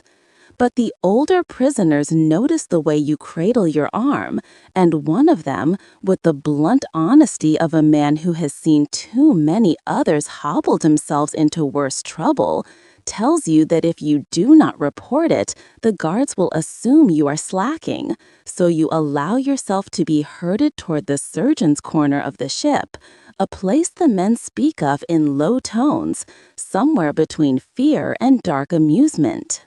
The surgeon occupies a tiny cabin that smells like old alcohol, damp cloth, and faintly metallic dread. When you step inside, your eyes adjust to the dim lantern light and meet a man whose appearance does not inspire confidence. His coat is stained with colors you cannot identify, and his hair sticks up in stubborn tufts as though he has been electrocuted by his own medical theories. His tools lie neatly arranged on a table that was not designed to hold anything sharp. Some of the instruments look familiar. Others resemble items a blacksmith would use when feeling experimental. He looks up at you with the weary expression of someone who has patched up far too many men who insist they are dying because of a splinter. He waves you closer with a hand that displays 3 fingers wrapped in bandages. You hope for both your sakes those bandages were not self-applied. He asks what is wrong, and you explain the ache in your shoulder, trying to sound casual while your body betrays you with every movement. He prods the sore spot with the enthusiasm of a man squeezing fruit to see if it is ripe. The pain shoots down your arm, and you hiss through your teeth. The surgeon nods, apparently satisfied. He announces that your injury is not serious enough for amputation, which you did not think was on the table until he brought it up. He rummages through his supplies and pulls out a jar of ointment that smells like it lost a fight with a moldy garden. He smears it across your shoulder with broad strokes, humming thoughtfully, as though your arm is a canvas and he is painting a masterpiece only he can appreciate. He explains his treatment philosophy while he works, a series of beliefs that make your skin crawl in ways unrelated to the ointment. He talks about humors, circulation, and the importance of keeping one's spleen cooperative. You nod because disagreeing with a man holding forceps the size of small tongs feels unwise. He pauses occasionally to demonstrate a tool or gesture at a diagram pinned to the wall drawn with such poor anatomical accuracy that you suspect the artist had never actually seen a human body. When another prisoner limps in with a cut on his shin, the surgeon directs him to sit on a crate and begins preparing thread and a needle that looks like it could mend sails. You try not to watch, but your ears pick up every detail, from the soft muttering of the surgeon to the prisoner's sharp inhale as the stitching begins. The surgeon works quickly, tying the thread with the confidence of someone who has practiced but not necessarily mastered the art. He finishes by pouring a generous splash of alcohol over the wound, not for cleanliness it seems, but for dramatic effect. He turns back to you, wiping his hands on a cloth that should have been retired several years ago. He tells you to rest the arm when possible, which is amusing considering the ship's schedule allows no such luxury. He suggests exercises that resemble instructions one might give a marionette. Then, with the air of a man who has delivered excellent care, he dismisses you with a nod and returns to examining his jars as though deciding which ones are least likely to explode. You step back into the corridor, the smell of the ointment clinging to your skin like a stubborn memory. The prisoners nearby glance at you with the silent question everyone asks after visiting the surgeon. Did you survive intact? You lift your arm carefully and wave your hand. They nod knowingly. One murmurs that at least he did not try to bleed you, which he apparently does for almost everything else, including headaches, melancholy, and boredom. As you return to your bunk, the ship swaying beneath your feet, you let out a slow breath. Your shoulder throbs, but the encounter leaves you with a strange, reluctant appreciation. Medical care here may hover somewhere between guesswork and witchcraft, but it exists, and sometimes it even works, or at least it works just enough to keep you alive for another round of labor. You feel it before you admit it, a heaviness in your limbs, a heat blooming behind your eyes, and a dull ache that refuses to identify itself properly. You tell yourself it is just exhaustion, the kind that settles into bones after long days of labor and longer nights of restless sleep. But by midday, your forehead burns, your breath turns shallow, and every sound on the ship seems sharper, brighter, more irritating, as though the Hulk has turned up its volume just to mock you. The prisoners around you catch on before you do, giving you the weary side glances usually reserved for men arguing with invisible enemies. By the time the bell rings for the next shift, the air feels thicker, as if you are inhaling through soggy cloth. You stumble once on the ladder, and a guard barks at you to watch your step, as though falling to your death is an inconvenience he cannot afford. You nod mutely and keep moving, though each rung seems farther apart than it should be. When you finally reach the lower deck, one of the older prisoners gives your face a long look, the kind usually reserved for doomed mackerel. He mutters that you have the fever, not a fever, the one that drifts through the Hulk like an uninvited guest, selecting victims based on some mysterious preference for misery. The air down here does not help. It clings to your throat, thick with the smell of damp wood, sweat, and the sourness that rises from men too long trapped together. Every breath makes your chest tighten. The confinement feels closer now, the beams lower, the shadows deeper, as though sickness has sharpened your senses in all the wrong ways. When the coughing starts, you try to stifle it, but the sound rips through your ribs and bounces off the walls, drawing a few sympathetic nods, but mostly resigned stares. Illness is a regular visitor here, and no one has the energy left for surprise. A prisoner named Morrow, a wiry man with a talent for diagnosing ailments, he himself survived through pure stubbornness rather than medicine, approaches you with a squint. He presses the back of his hand to your forehead, declares you hotter than the devil's stove, and disappears before you can argue. He returns moments later, holding a small bundle of herbs tied together with a piece of twine that looks suspiciously like it was torn from someone's waistband. The herbs smell like a combination of burnt grass and disappointment.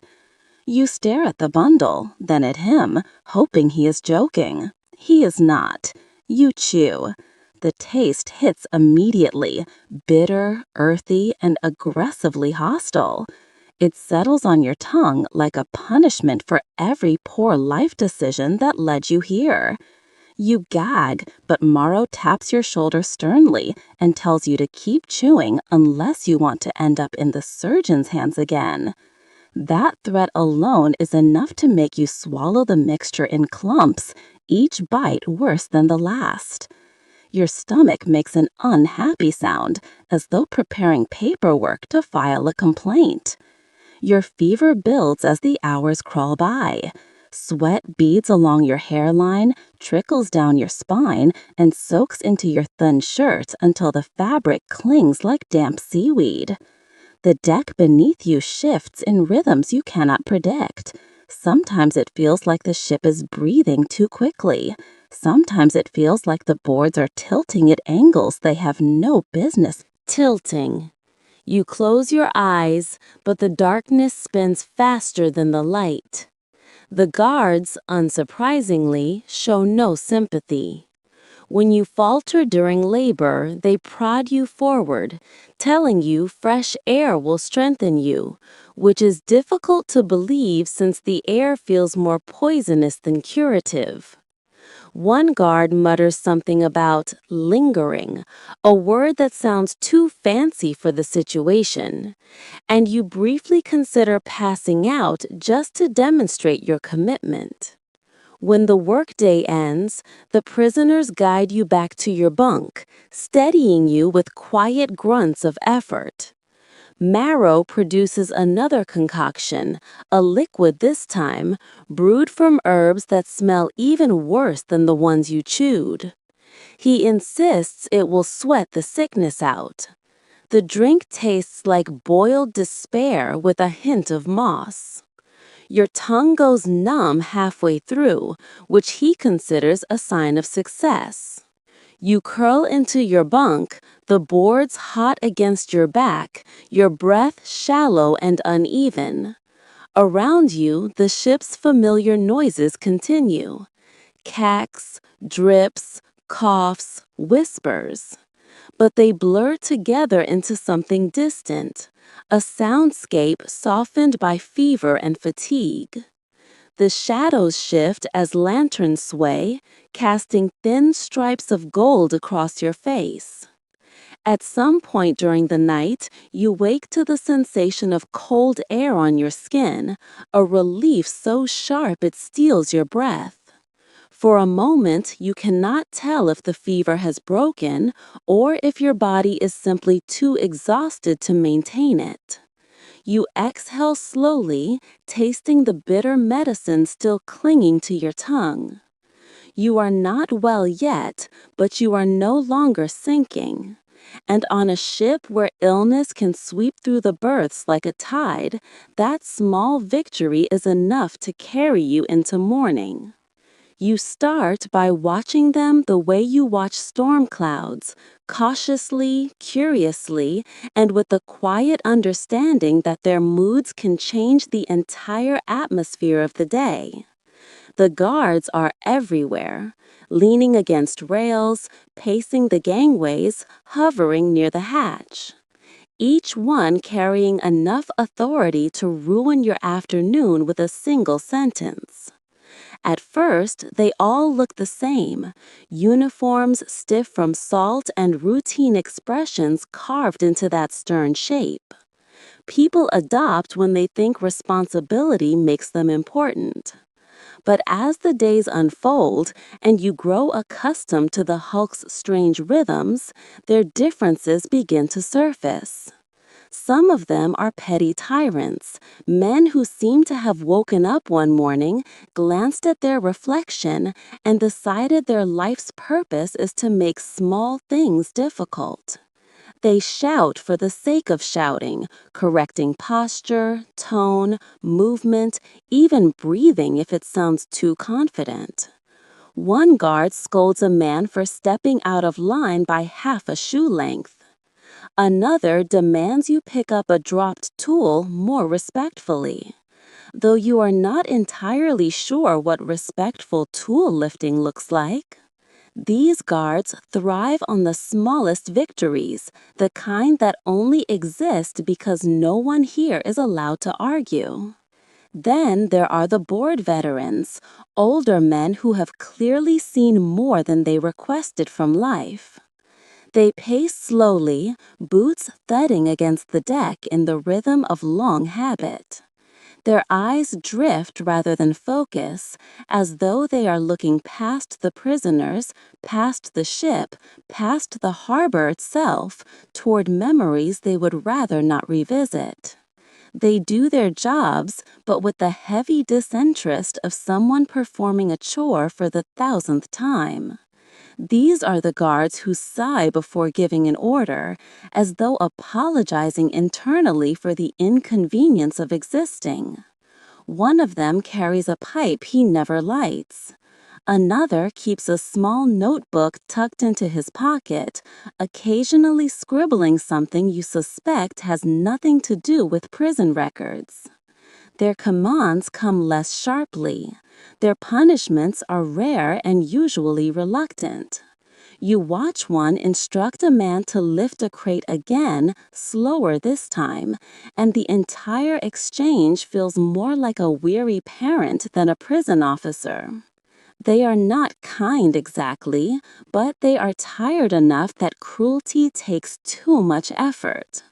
But the strangest and most unsettling category is the small group of guards who display flickers of actual humanity.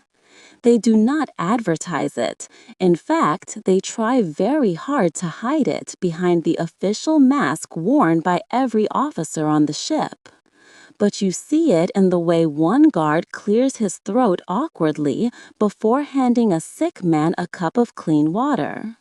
You see it in the way another smuggles a second ladle of broth into someone's bowl when the cook is distracted. You see it when a guard pauses before ordering a beating, jaw tight, eyes uncertain, as though remembering he used to live a different life. One of these guards catches you watching him during labor. He nods once, a small gesture that acknowledges you not as a number on a clipboard, but as an actual person standing under the same weather. You nod without winking. He turns away quickly, shoulders stiffening, as if the moment embarrassed him more than it should. Later that day, when another prisoner collapses from exhaustion, this same guard is the one who steps forward first, shouting for water instead of punishment. The others look surprised. You are surprised too. Even the petty tyrants have odd layers. One spends his off hours carving small figures from spare wood, leaving them lined neatly on a beam near the stern when no one dares touch them. Another has a habit of humming the same old tune during inspections, something strangely gentle that does not match his usual bark. You learn that if you stand in the right place, you can hear him humming before he rounds the corner, giving you just enough time to appear industrious. As you observe them day after day, the truth becomes unavoidable. The guards are prisoners too, trapped in their own routines, tethered to the ship's mood, shaped by the same cramped air and ceaseless groaning of timbers. Some cling to authority as a lifeline. Others drift through their duties like ghosts. A few still carry enough softness to remember that suffering does not always need sharpening. The men around you talk about the guards with the cynicism of people who have endured too many orders and too few kindnesses. They mock them, fear them, resent them, but occasionally someone admits in a low voice, "That one particular guard looked the other way when he could have done worse." That one guard delivers news of punishments in the gentlest tone allowed by the job. That one guard steps between conflict and escalation just long enough for tempers to cool. You take all this in. You watch the guards the same way someone listens to the ship's cacks and groans, learning what each sound means and what danger it signals. Eventually, you understand that the guards are neither heroes nor devils. They are simply men caught between control and confinement, choosing every day which version of themselves they will become. On a prison hulk, that choice echoes louder than any shout.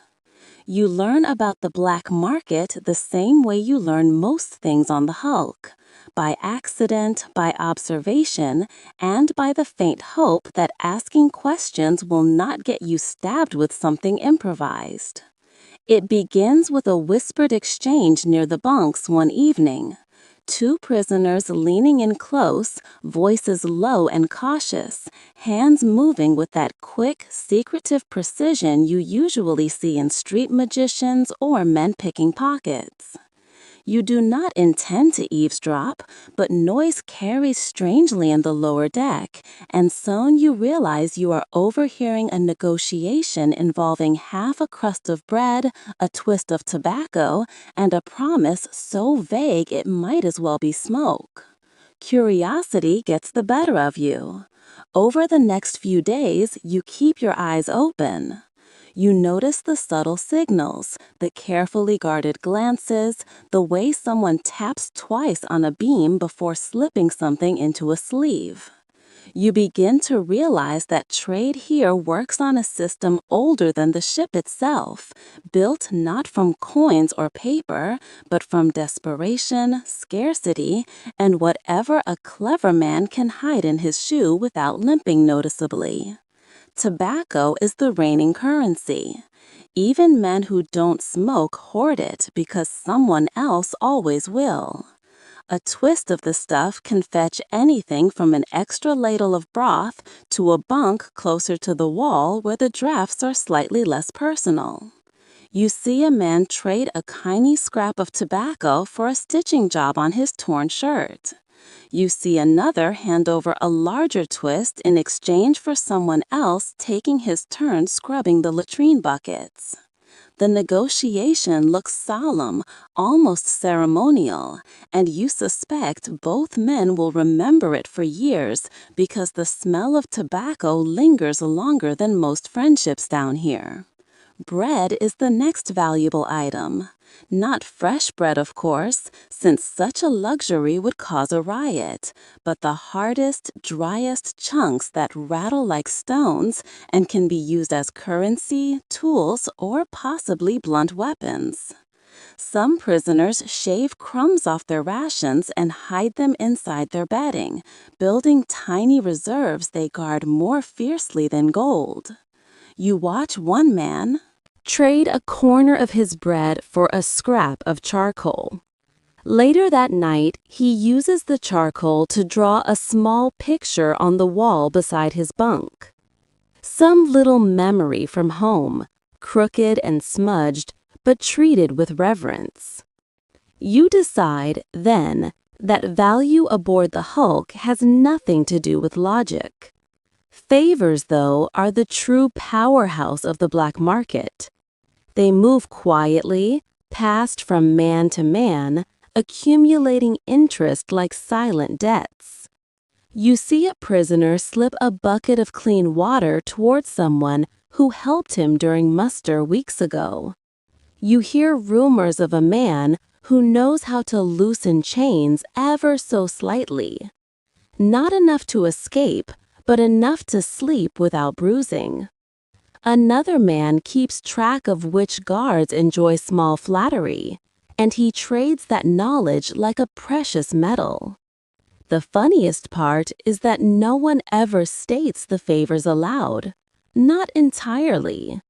They hover in the air, understood, remembered, and honored because breaking a favor is the closest thing to blasphemy available here. Contraband moves in stranger forms. You see a man pull a button from his shoe, only it is not a button, but a tiny folded paper packet containing something powdered and suspicious. Another produces a small knife blade carved from metal stripped off a tool handle. It is dull, crooked, and more likely to injure the whiler than the target. But it is a blade, and on the Hulk, that gives it value far beyond reason. Someone claims to have smuggled a peach pit onto the ship, which seems impossible until he shows it off with the pride of a man holding a crown jewel. No one knows what he plans to do with it, but the pit circulates through half a dozen trades before the day ends. Eventually, someone tests your own willingness to participate. A quiet man with tired eyes asks if you have anything worth trading, and you answer honestly that you barely have a shirt to your name. He studies you for a moment, then hands you a small twist of tobacco with a shrug. He says you will figure out how to make it useful. It is not charity. It is an invitation, a door opening into an unofficial world that exists beneath the official misery. You take the tobacco reluctantly, feeling the dry leaves crunch under your fingers. Around you, the ship groans, the lanterns sway, and the men settle into evening with the slow, familiar rhythm of caged animals who have learned to invent their own rules. You tuck the tobacco into your boot, feeling its presence as you walk. You are part of the market now, whether you meant to join or not. And strangely, that small scrap of contraband feels like the first piece of control you have held since stepping aboard the Hulk. You learn early that disputes aboard the Hulk follow a logic so strange it might as well be written in an ancient script. Men argue over anything: space, food, blankets, tools, noise, silence, whose foot touched whose foot, and whether or not the rats are forming factions. The confinements of the ship compress every irritation until it becomes personal, and you quickly understand that navigating conflict here requires more skill than avoiding the guards' tempers. It starts one evening when two men begin arguing over a spot on the deck no larger than a handkerchief. One claims he has stood there every night since he arrived. The other claims he marked it earlier with a scuff of his boot. Neither claim can be proven, and neither man is willing to surrender pride. So the argument escalates into gesturing, then posturing, then the kind of close-faced confrontation that makes every nearby prisoner lean back slightly just in case something sharp appears. You do what everyone else does: pretend not to watch while absolutely watching. The fight itself is short. One shove, a clumsy swing, a scuffle that lasts less than a minute before a guard stomps over and breaks it apart with the authority of someone who doesn't care about causes or outcomes. Both men receive a warning, though you suspect the guard enjoyed the brief entertainment before remembering his role. When the crowd disperses, the disputed patch of floor remains unoccupied, as if the ship itself has swallowed the conflict. But not every dispute ends so abruptly. Sometimes alliances form, loose ones made from necessity rather than trust. You see, prisoners stand behind their bunkmates not because they are friends, but because everyone fears isolation. Disputes ripple through these alliances like waves, shifting loyalties and changing the unspoken hierarchy. You learn to watch for who leans forward during a confrontation and who leans away. Those small movements tell you which way the wind is blowing. Threats, of course, circulate like rumors. Soft-spoken, carefully disguised, delivered with the kind of polite tone that makes them far more unsettling. A man might say he hopes you rest well at night, but the look in his eyes suggests his sleep schedule interests him too much. Another might asks casually whether you ever feel the ship rocking harder than usual, as though hinting that accidents happen on moving vessels. You discover that responding to such comments requires the right balance of acknowledgement and dismissal. Too firm and you provoke, too soft and you invite more attention. You aim for a middle path, the kind that says you are aware but not startled enough to be fun. Then there is the rat believer. You don't know his real name because everyone simply calls him Captain Vermin. He is wiry, restless, and always listening. He insists the rats have organized themselves into a council. He claims they meet behind the barrels near the stern, and that they have begun assigning roles: scouts, thieves, morale officers. He warns you not to leave crumbs anywhere unless you want to owe the Rat Council a favor. At first, you assume he is joking, but then you see how seriously he watches the rodents scurry through the shadows. You decide privately that even if he is wrong, It is unwise to challenge a man who has chosen to negotiate with creatures living under the floorboards. Oddly enough, Captain Vermin proves useful. He has a knack for predicting when tempers will flare, as though he senses the tension crawling through the air.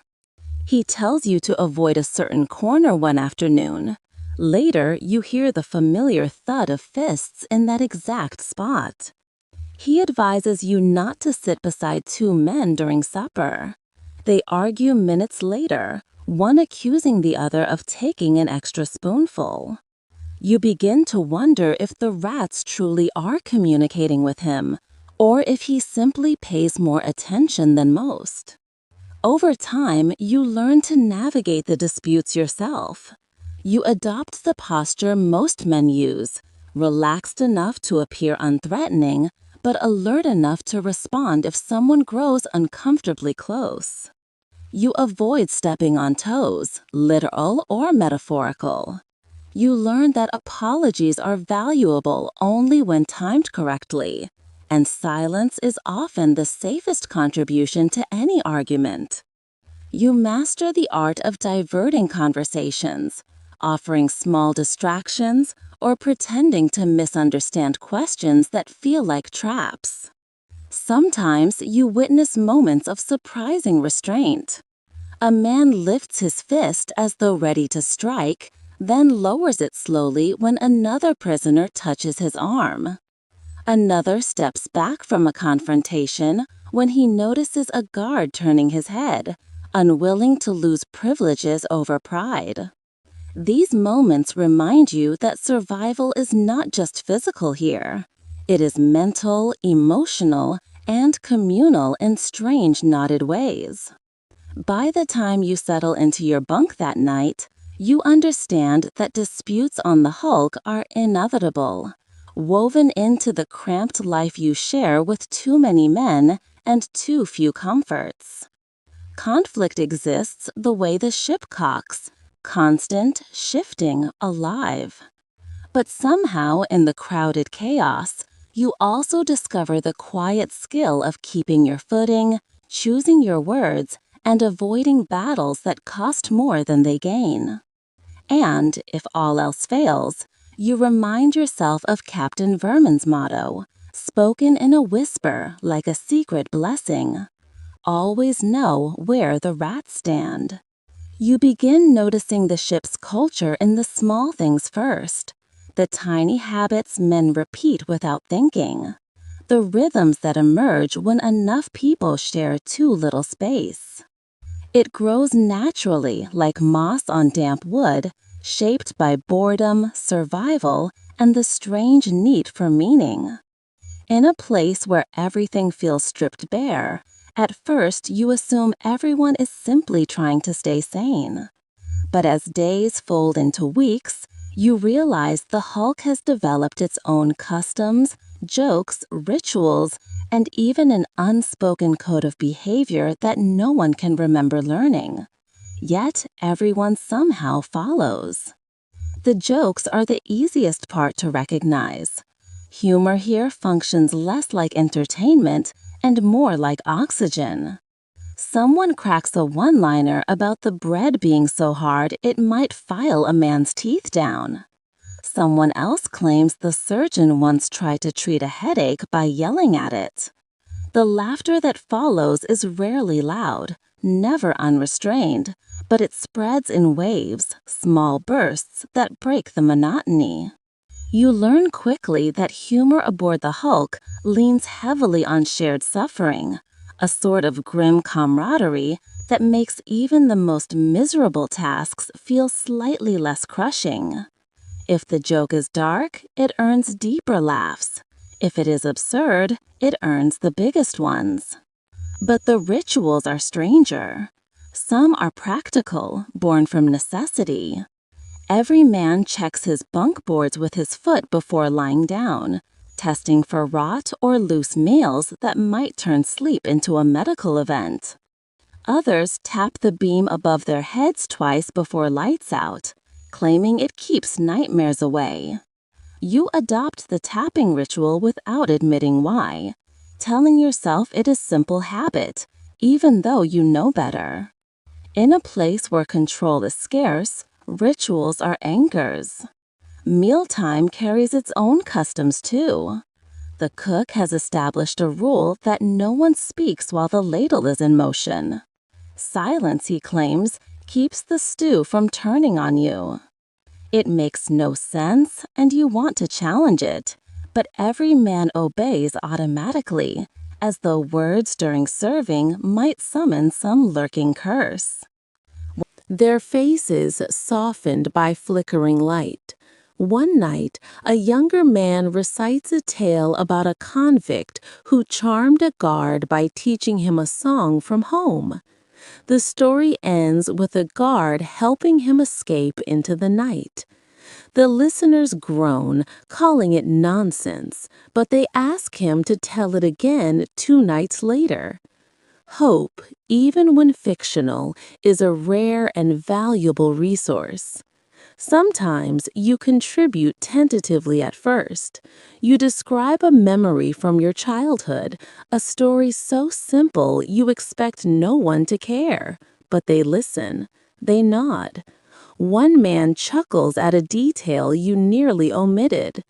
The weight in your chest loosens a little. You realize then why storytelling thrives here. It allows the prisoners to step outside the ship for a few minutes, to be elsewhere in their minds, even when their bodies remain chained to the hulk. The culture surprises you not because it exists, but because it feels alive. It shifts, grows, adapts. A thing shaped by men who have very little, yet still manage to build meaning from the scraps left to them. You begin to rely on the jokes, the rituals, the whispered superstitions that travel through the dark. They tether you to something human, something communal. And as another night settles around you, the lantern light swaying with the tide, you listen to a new story unfold and realize you have become part of the living lore of the ship.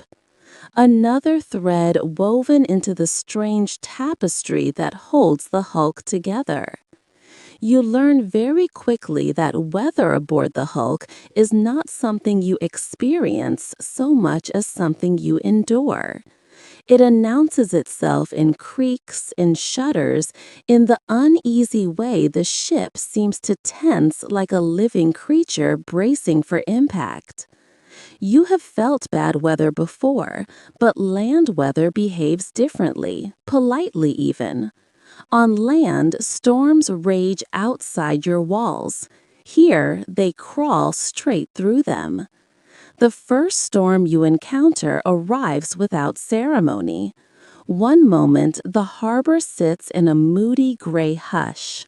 The next, the sky splits itself open with a gust that sends every loose rope on the ship snapping like whips. Rain hits in sheets, cold and relentless, drumming against the deck with the enthusiasm of an angry drummer overdue for a meal. The timbers groan so deeply you feel the vibration through your feet. The men around you stiffen instinctively, some gripping beams, others muttering quiet acknowledgments to whatever powers they believe control the sea. The ship pitches more than you expect for something chained to the shore. It rolls, not enough to send you tumbling, but enough to make your stomach sway as if trying to match the rhythm. Wind howls between the ribs of the hulk, slipping through every crack and seam until the interior feels like a series of drafty lungs exhaling over your neck. You try to steady yourself, but the boards under your boots have opinions of their own, shifting just enough to remind you that your footing is a privilege, not a right. Later that night, the storm grows wilder. Lanterns bow in the gusts, their flames trembling, throwing wild shadows across the lower deck. Water drips from the seams overhead, each drop cold enough to make a man flinch. Someone curses the weather. Someone else says the ship has survived worse. A third insists the Hulk is secretly hoping the storm will finish it off so it can finally rest. You cannot tell whether he is joking. Sleep becomes impossible. The ship rocks in uneven patterns, each movement reminding you that despite the chains anchoring it, nature still gets the last word. The prisoners lie awake in their bunks, staring upward, listening to the timbers complain. Every now and then, the entire hull shudders in a way that makes your heart lurch harder than the ship itself. Then there are the fog days. The first time you see it, the world outside the deck looks erased, the shoreline swallowed whole, the water blending with the sky in a featureless white that devours sound. You stand at the railing and feel like the ship has drifted into nothingness. Voices carry strangely in the fog, stretched thin, distorted, as if spoken underwater. The guards pace more loudly during these mornings, perhaps afraid the world has forgotten them, or perhaps hoping it has. Fog wraps around the Hulk like a cold blanket that someone forgot to warm. Pressing against your face with damp fingers, it soaks into your clothes, your hair, even your breath, until you feel washed out and faded. Some men claim fog makes the ship quieter. Others say it makes it louder. You discover they are both right, depending on where you stand. One spot might feel perfectly still. The next echo like a cathedral built for ghosts. But it is the cold that tests you most. Winter on the Hulk does not arrive with clear announcements. It creeps in slowly through the boards, through the blankets, through the very spaces between breaths. It settles into your bones with the determination of a tenant who has no intention of leaving.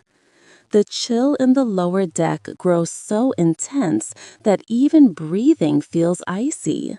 You wrap your arms tighter around yourself at night, pulling your thin blanket close as if it can make a meaningful difference. Your fingers numb during labor. Your jaw trembles so hard you expect your teeth to file themselves down. Some men stuff extra cloth into their sleeves. Others pace constantly when not working, trying to generate warmth through motion. You learn to move your hands often, clench, unclench, anything to keep the blood from abandoning them entirely. The guards do not seem bothered by the cold, though you suspect they simply pretend better. They pace briskly, calling out orders that puff white clouds into the air. When they turn their backs, you sometimes catch them rubbing their arms or stamping their feet. Small movements they would never admit to. Weather on the Hulk is not an inconvenience. It is a presence, a companion you did not invite. Storms shake you awake. Fog steals the edges of the world. Cold burrows into your joints and sets up camp. You endure each shift, each season, each sky change, learning that nature has a sharper sense of humor than any prisoner aboard. And yet, when dawn breaks after a long night, when the storm quiets or the fog lifts, you find yourself standing on deck, staring out at the fragile stretch of horizon. For a moment, the Hulk feels almost peaceful. Uncomfortable, cold, creaking, but peaceful in the way only something battered and stubborn can be. You hear them before you see them. the shuffle of boots on gangplanks, the clank of irons being adjusted, and the familiar grumble of guards who sound personally offended that the world keeps producing new prisoners for them to supervise. You have been aboard long enough to recognize the rhythm. Chains first, curses second, despair third. It is almost ceremonial. The ship itself seems to sense newcomers approaching, timbers giving a small groan as if bracing for fresh disappointment.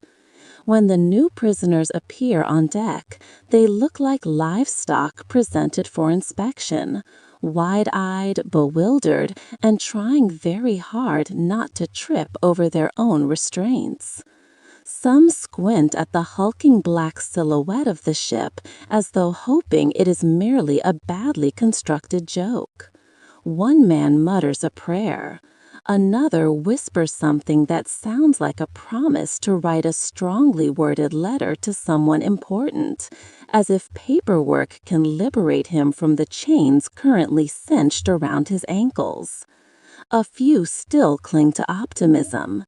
They ask the guards how long they will be here, whether this is temporary, whether they will be transferred, whether they can appeal, whether someone has made a terrible mistake.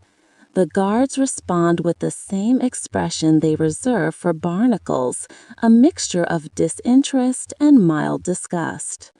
One guard finally answers the most persistent man by saying that everything is temporary if you think about it long enough, which is not reassuring, but does shut him up. You watch the procession with the strange mix of familiarity and discomfort that comes from recognizing pieces of your own past stumbling toward you. You see the same tremble in their hands, the same stubborn tilt of their chin as they try to look braver than they feel. Memory stings like cold seawater. You remember your own walk across that plank, the way the ship loomed like a floating coffin, the way your stomach twisted when you realized there was no turning back. The Hulk teaches its lessons quickly, but first one is always the hardest. This is your world now. The old prisoners gather along the deck, some out of curiosity, others out of boredom. A few grin with predatory amusement, like cats waiting to see which mouse panics first. The veterans lean against railings or sit on coils of rope, arms crossed, expressions carefully crafted to appear unimpressed. They watch the newcomers the way gamblers watch cards being dealt, looking for tells, weaknesses, or potential allies. One of the older hands, a man with a scar across his temple, shaped almost like a misplaced punctuation, leans toward you and mutters that you can always tell which ones will cry by nightfall. You do not ask how he knows. You do not want to know. But within a few minutes, you identify at least two candidates, both trying desperately to look composed and failing in entirely different ways. One has the shaky determination of a man trying to convince himself that nothing is wrong. The other has the defeated stillness of someone who realized everything is wrong 5 minutes ago and is conserving his energy for the next disaster. As the guards bark orders, the new arrivals attempt to form lines. This would be easy if their ankles were not chained together with the precision of a drunken blacksmith. They shuffle awkwardly, bumping into each other, occasionally apologize. It settles into newcomers with the speed of an unwelcome handshake. A few gag. One looks genuinely offended, as if the ship has failed to meet his sensory expectations. Introductions occur in the loosest possible sense. The guards list rules no one truly listens to, the kind delivered so frequently they have lost all meaning. The newcomers nod because nodding seems safe. Because nodding implies cooperation. Because nodding delays whatever consequences await non-nodders behind them. The older prisoners exchange knowing looks, silently betting how long each fresh face will survive before adapting or breaking. Finally, the line moves. The new men are guided toward the lower deck, toward the dark that swallows all bravado, toward the narrow world you already know too well. You watch them go, disappearing into the mouth of the ship one by one, carrying fear, questions, and whatever scraps of hope they have not yet been forced to surrender. And as the last of them vanishes below, you feel the ship settle, the boards shifting slightly under your feet, making room for the newest members of its unwilling family. The hulk expands and contracts with every arrival, swallowing stories and secrets as easily as it swallows air. Some of these men will become familiar. Some will fade. Some will vanish in ways no one speaks about. But right now, they are simply new, wide-eyed and trembling, stepping into a world they cannot yet understand, just like you once did. Time does not pass on the hulk so much as it dissolves. At first, you try to measure it. You mark mornings by the clang of chains, by the sour smell of the first meal, by the guards' heavy steps thudding across the deck. You count evenings by the dimming of lanterns, by the soft murmurs drifting through the lower deck, by the thin line of cold that slips into your blankets. But after enough repetitions, the shape of a day becomes indistinguishable from the shape of the next.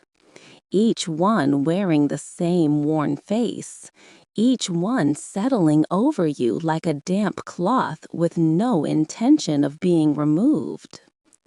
You wake with no memory of dreaming. You move through labor with motions that feel borrowed from someone else. You eat, though you barely taste anything, and sleep, though your body never truly rests. The rhythms of the hulk seep into you until you no longer know whether you are following them or they are pulling you along. Conversations circle the same topics. Jokes repeat themselves. Arguments replay in familiar patterns. Sometimes with different participants, sometimes with the exact same ones who have already forgotten they argued in the first place. The strangest part is how quickly your sense of personal time erodes. You tell yourself you have been here only a short while, maybe a handful of weeks. But then a prisoner casually mentions something that happened when you first arrived, and you realize the memory already feels softened at the edges. You try to recall how many mornings you have stood in muster, how many times you have hauled timber, how many nights you have listened to the ship groan in its sleep. The numbers refuse to line up. They drift, contradicting each other, sliding across your thoughts before slipping away entirely. Conversations with the older prisoners reveal that many stopped counting long ago. One man claims he has been aboard since he had color in his hair.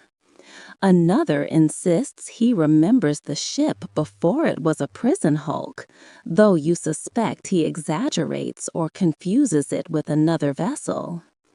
They speak of time as though it is a rumor, something they once understood but no longer trust.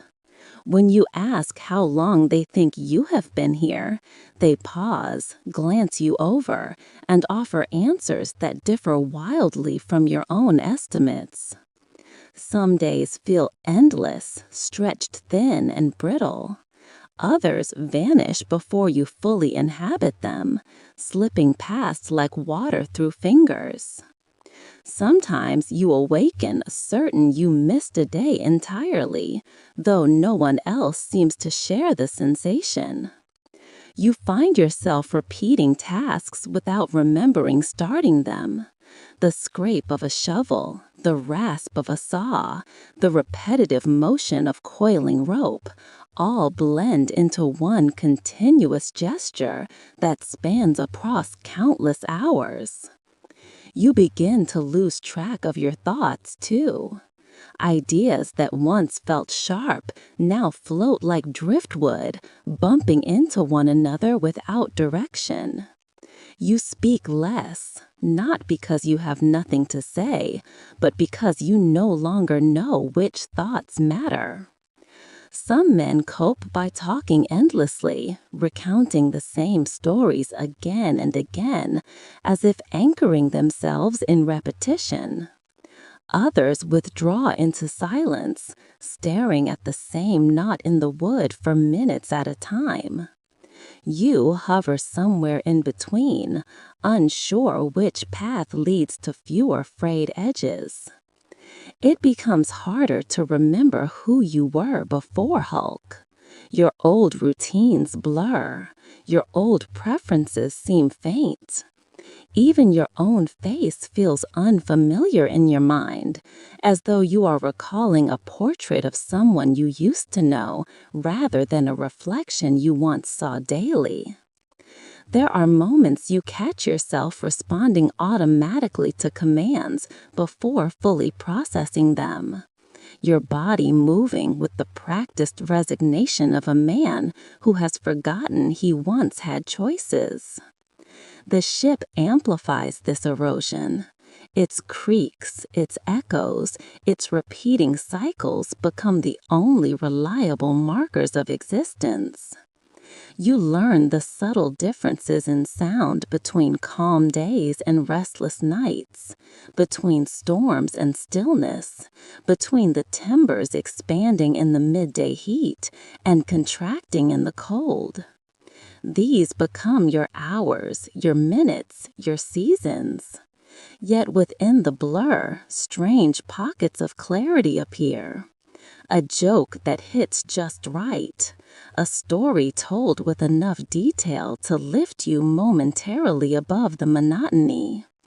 A sliver of sunlight landing through a cracked board in such a precise line that you suddenly remember what warmth felt like. These moments do not restore your sense of time, but they remind you that you are still capable of feeling it slip. One night, lying in your narrow berth, listening to the steady drip of condensation hitting the floor, you realize that time aboard the Hulk has its own rules. It slows when you ache for it to pass. It races when you desperately want to hold something still. It loops, repeats, crumbles, reforms, and sweeps you along until the boundaries of your life before and after blur into the same muted shade. And as you drift toward sleep, you understand the quiet truth that unnerves every man on the Hulk. You are not losing time. Time is losing you. You do not so much volunteer for deck duty as drift toward it, nudged by the slow collapse of your patience and the growing sense that if you spend one more hour inhaling the lower deck's damp breath, you might simply fold into the wood like a forgotten scarf. When the guards call for men to handle ropes and scrub the planks above, your hand rises before your mind even votes on the matter. The guard looks surprised, as though he expected volunteers to be mythical creatures. But he jerks his chin and waves you forward. Climbing the ladder feels like crawling toward another world. The air changes first, losing its sour thickness and gaining something close to sharpness. It stings your nose in a way you barely remember, a reminder that wind can move freely when not bullied by mildew and body heat. When you step onto the deck, sunlight spills across your shoulders so suddenly it feels like someone has thrown a warm blanket over you from behind. You pause, breathing in, long stretching as if waking from a long, uneasy sleep. For a moment, you simply stand there, blinking, trying to remember the last time you saw the sky without a layer of gauze between you and it. The clouds drift lazily overhead, smug in their freedom. The gulls cry with the arrogance of creatures that have never answered to a schedule. Even the water looks different from up here, wide and shifting, not the dark slice you glimpse from the hatch. The other prisoners assigned to deck duty move with slow purpose, savoring the same miracle you are. No one says it aloud, because acknowledging it directly might. The spell, but every man's shoulders loosen just a little. Even the guards seem less monstrous in daylight, their faces less severe, their silhouettes less looming. One of them yawns openly. Another leans on the railing and watches a distant fishing boat, lost in some private memory of a life where shouting was not his primary hobby. Your duties are simple: scrubbing boards, coiling ropes, hauling buckets of seawater. All of it repetitive and mildly miserable, but performed under an open sky instead of in stale darkness. You scrub until the salt bites your knuckles, but you do so while squinting at sunlight, glinting on the water, which makes the sting feel almost luxurious. At one point, a gull lands near you, eyeing your bucket with shameless interest. You whisper a warning that you will absolutely not be blamed for feeding it. But the gull does not care. It marches closer, bold as brass, until a guard stomps, sending it flapping away in an explosion of offended feathers. Between tasks, you steal glances at the shoreline. Buildings rise and fall along the curve of the harbor, chimneys coughing thin streams of smoke. People move along the docks, free to go wherever they choose. And the sight hits your throat in a way you did not expect. The world is still moving out there. It has not paused to match your pace. It does not wait for you. It never did. Yet for the first time in too long, watching that world does not feel like torture. It feels like remembering. One of the older prisoners on deck duty, a man who has perfected the art of working slowly without technically slacking, grunts beside you. He says deck duty keeps a man sane. Not entirely sane, he clarifies, but sane enough. He claims that sunlight adds years to your life, though he also claims that seawater cures toothaches.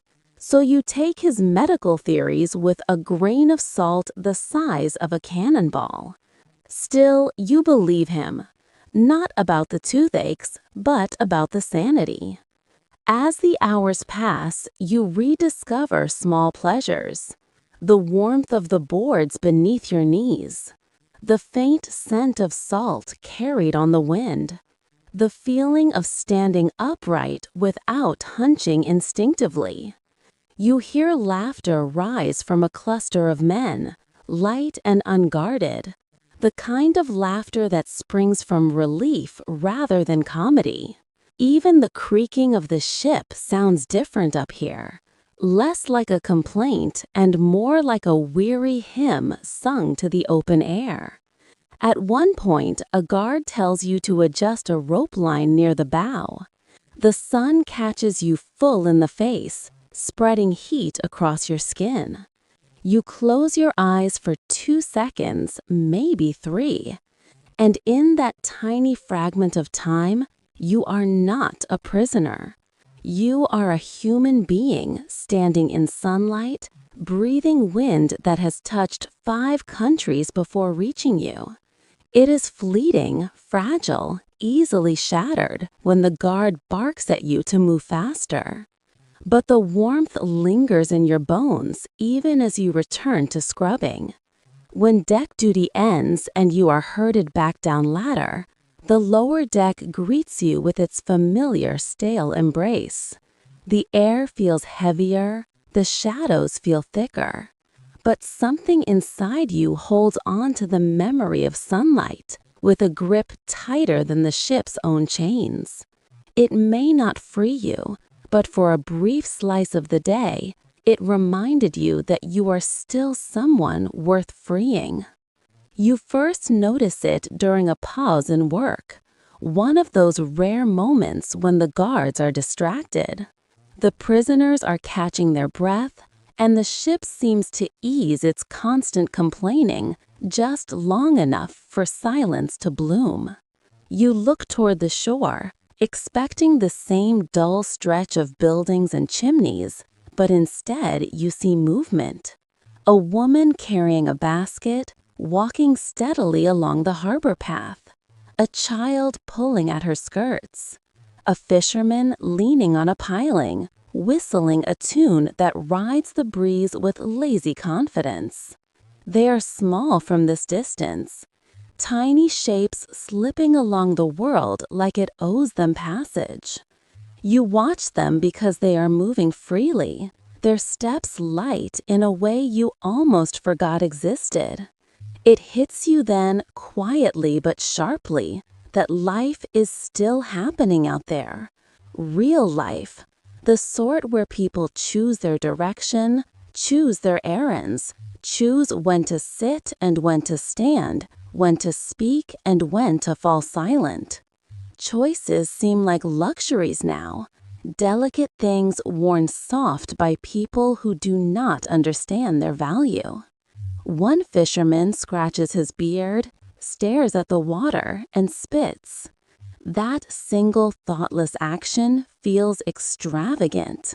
Ships come and go all day, gliding through the harbor with the ease of creatures born to motion.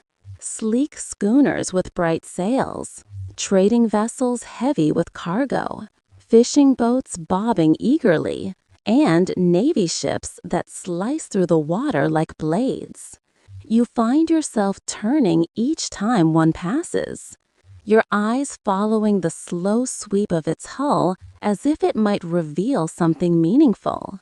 Some fly flags snapping in the wind, others trail smoke from their chimneys, leaving long smudges across the sky. Even the smallest rowboat possesses more freedom than you do. You try not to romanticize them, but it is impossible not to. Each vessel carries stories you will never hear, people you will never meet, ports you will never see. You imagine what the decks feel like beneath their boots, how the air must smell away from this stagnant harbor, how it must feel to travel with chains clinking at your ankles. The ships do not look back at you. They glide past the hulk like passing a gravestone, acknowledging its presence only by choosing not to get too close. Sometimes you see civilians pause on the shore, their faces turning toward the hulk with curiosity or discomfort or mild pity. Some stare openly, squinting as if trying to make out individual prisoners. Others avoid looking altogether, walking faster, heads down, as if the sight of the ship might infect them with misfortune. Children seem braver. They point, whisper, tug at sleeves, asking questions their parents probably don't want to answer. You watch them until they move out of sight, swallowed by the town. The painful part is not their freedom, it is their unawareness. They move in a world that continues smoothly, indifferently, as though your existence has no weight in its balance. You know this on some level, but seeing it daily forces the truth into sharper focus. The world is not waiting for you. It is not holding space for your return. It spins merrily along, leaving you anchored to a floating memory of mistakes and consequences. Some evenings, the sunset casts gold across the water, turning everything warm and forgiving. You watch it, feeling a softness creep into your chest, a strange peace that comes from witnessing something beautiful, even though it refuses to belong to you. The colors reflect off the waves, dancing in patterns you never see below deck. The other prisoners watch too, in their own quiet ways. Some lean against the railings, some pretend to look elsewhere, but all of you feel the same ache, even if no one says it aloud. Occasionally, a ship passes close enough that you can hear laughter drifting from its deck. It is a light, easy sound swirling across the gap between you, like a reminder of a language you no longer speak. You absorb it with a twist of longing and something else, something almost like gratitude. Even caged men can appreciate joy, even if it is not theirs. There are days when fog hides the shoreline entirely, and for a fleeting moment you can imagine them. World pauses with you, but the tide comes in, the fog thins, the silhouettes reappear, and life resumes its distant parade. You always feel a strange heaviness then, like stepping back into your body after drifting outside it. Watching the world from the Hulk is like watching a play through a narrow crack in the curtain. You see enough to understand what you are missing, but never enough to forget where you stand. And still, every time your gaze drifts toward the horizon, you cannot stop yourself from wondering how it would feel to walk on shore again. Just once, with no chains and no schedule, and no guards waiting to shout your name. Winter does not arrive all at once. It creeps in quietly, slipping down the hatch in thin drafts that curl around your ankles like curious ghosts. At first, you think the cold is temporary, the kind that comes and goes with passing weather. But soon it settles with the confidence of something that has packed luggage. The air aboard the Hulk grows sharper each morning, biting at your cheeks, stinging your nose, and turning every exhale into a small flicker of mist. You start waking with your blanket stiff in places where your breath has frozen into it during the night. The frost forms inside the hull, lacing the beams in delicate patterns that would be almost beautiful if your fingers were not going numb just looking at them. The timbers groan differently in the cold, lower pitched, as if the ship is muttering complaints under its breath. Men shuffle along the lower deck with their arms clamped tight to their sides, shoulders hunched so high they nearly meet their ears. Conversation becomes a series of grunts, mutters, and the occasional curse directed at the general concept of winter. Every task grows harder. Ropes freeze into stiff cords that resist every tug. Buckets stick to the deck unless pried free with a boot. Even the morning muster becomes an exercise in endurance. Prisoners lined in trembling ranks while the guards pace between them, exhaling great plumes of mist that make them look like irritated dragons. One guard claims the cold toughens men. Another admits his toes have not thawed since Monday. You suspect he exaggerates, but not by much. Your fingers suffer most. No matter how tightly you shove them beneath your arms or into your sleeves, they ache ceaselessly. The skin cracks along your knuckles until they bleed in thin red lines, which sting horribly during labor. You see other prisoners wrap cloth around their hands, improvising gloves that look more like bundled rags. Some manage to warm their fingers briefly by pressing them against the lanterns, though this is usually interrupted by a guard shouting about fire hazards. You try it once and nearly sear off a layer of skin. But for a moment, the heat feels miraculous. The rations somehow grow worse in winter. The broth is thinner, the bread harder, the salted meat colder than your own mood. Steam never rises from the bowls, which means the cook has successfully achieved the rare feat of making a hot meal colder than the air. Men gather around their food like desperate archaeologists, drilling into ancient ice, hoping to find something edible preserved inside. You chew numbly, your jaw stiff enough to feel like a reluctant hinge.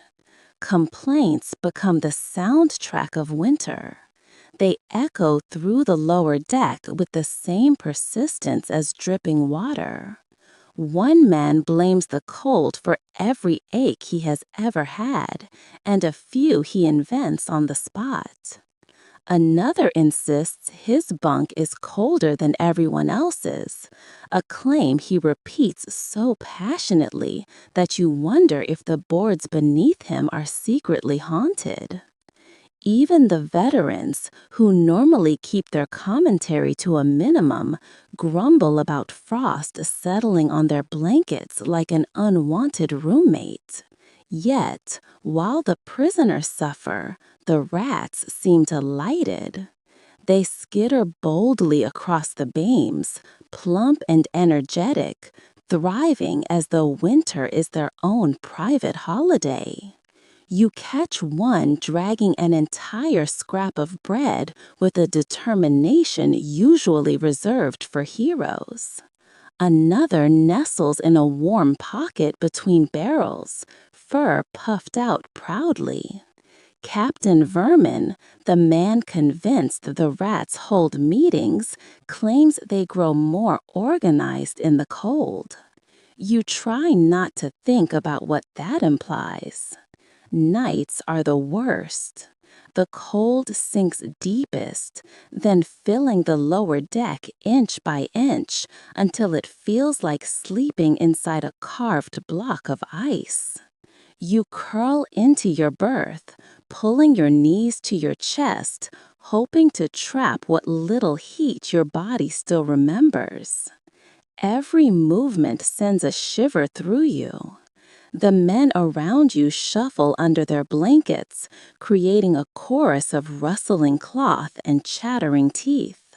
Lanterns flicker weakly, producing more shadows than warmth, and the darkness seems thicker, heavier, as if winter itself is pressing down on the ship. Sometimes you wake before dawn, with your fingers stiff and unresponsive.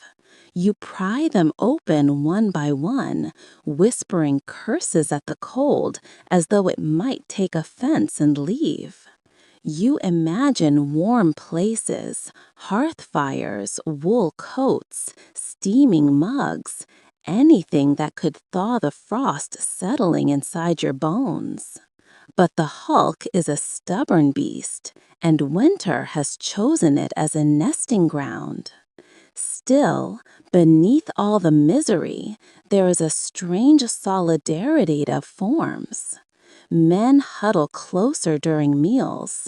They share cloth scraps, rub their hands together, and swap strategies for staying warm with the seriousness of generals. Laughter becomes rarer but more precious. A single joke can warm an entire group longer than any lantern. By the time you crawl into your bunk again, the cold has become a constant companion, something you tolerate rather than resist. You lie listening to the ship creak under winter's weight, knowing it will outlast you, outlast all of you, and continue complaining long after the frost melts. Winter is not a season here. It is an opponent. Summer announces itself with a heaviness that settles over the hulk long before the prisoners acknowledge it.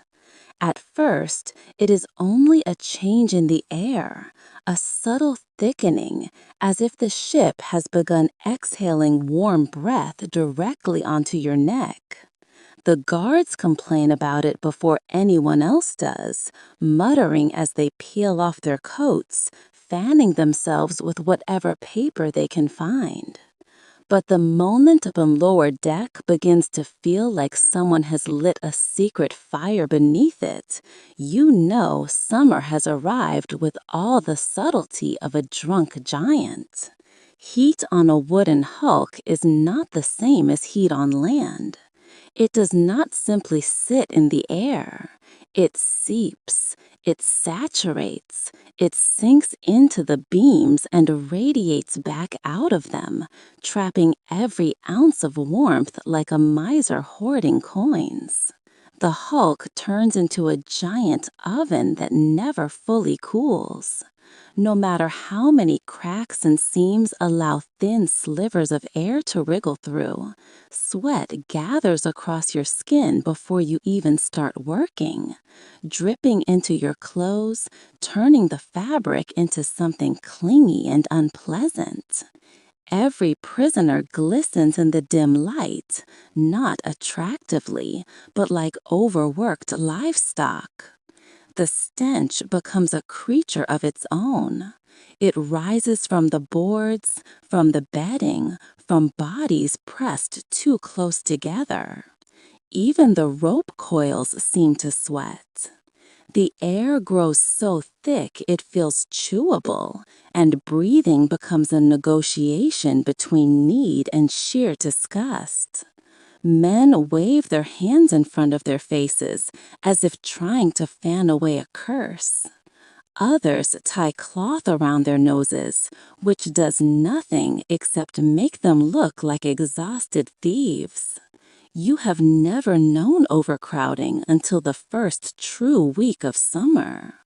Every inch of space feels smaller, as though the ship shrinks in protest of the heat.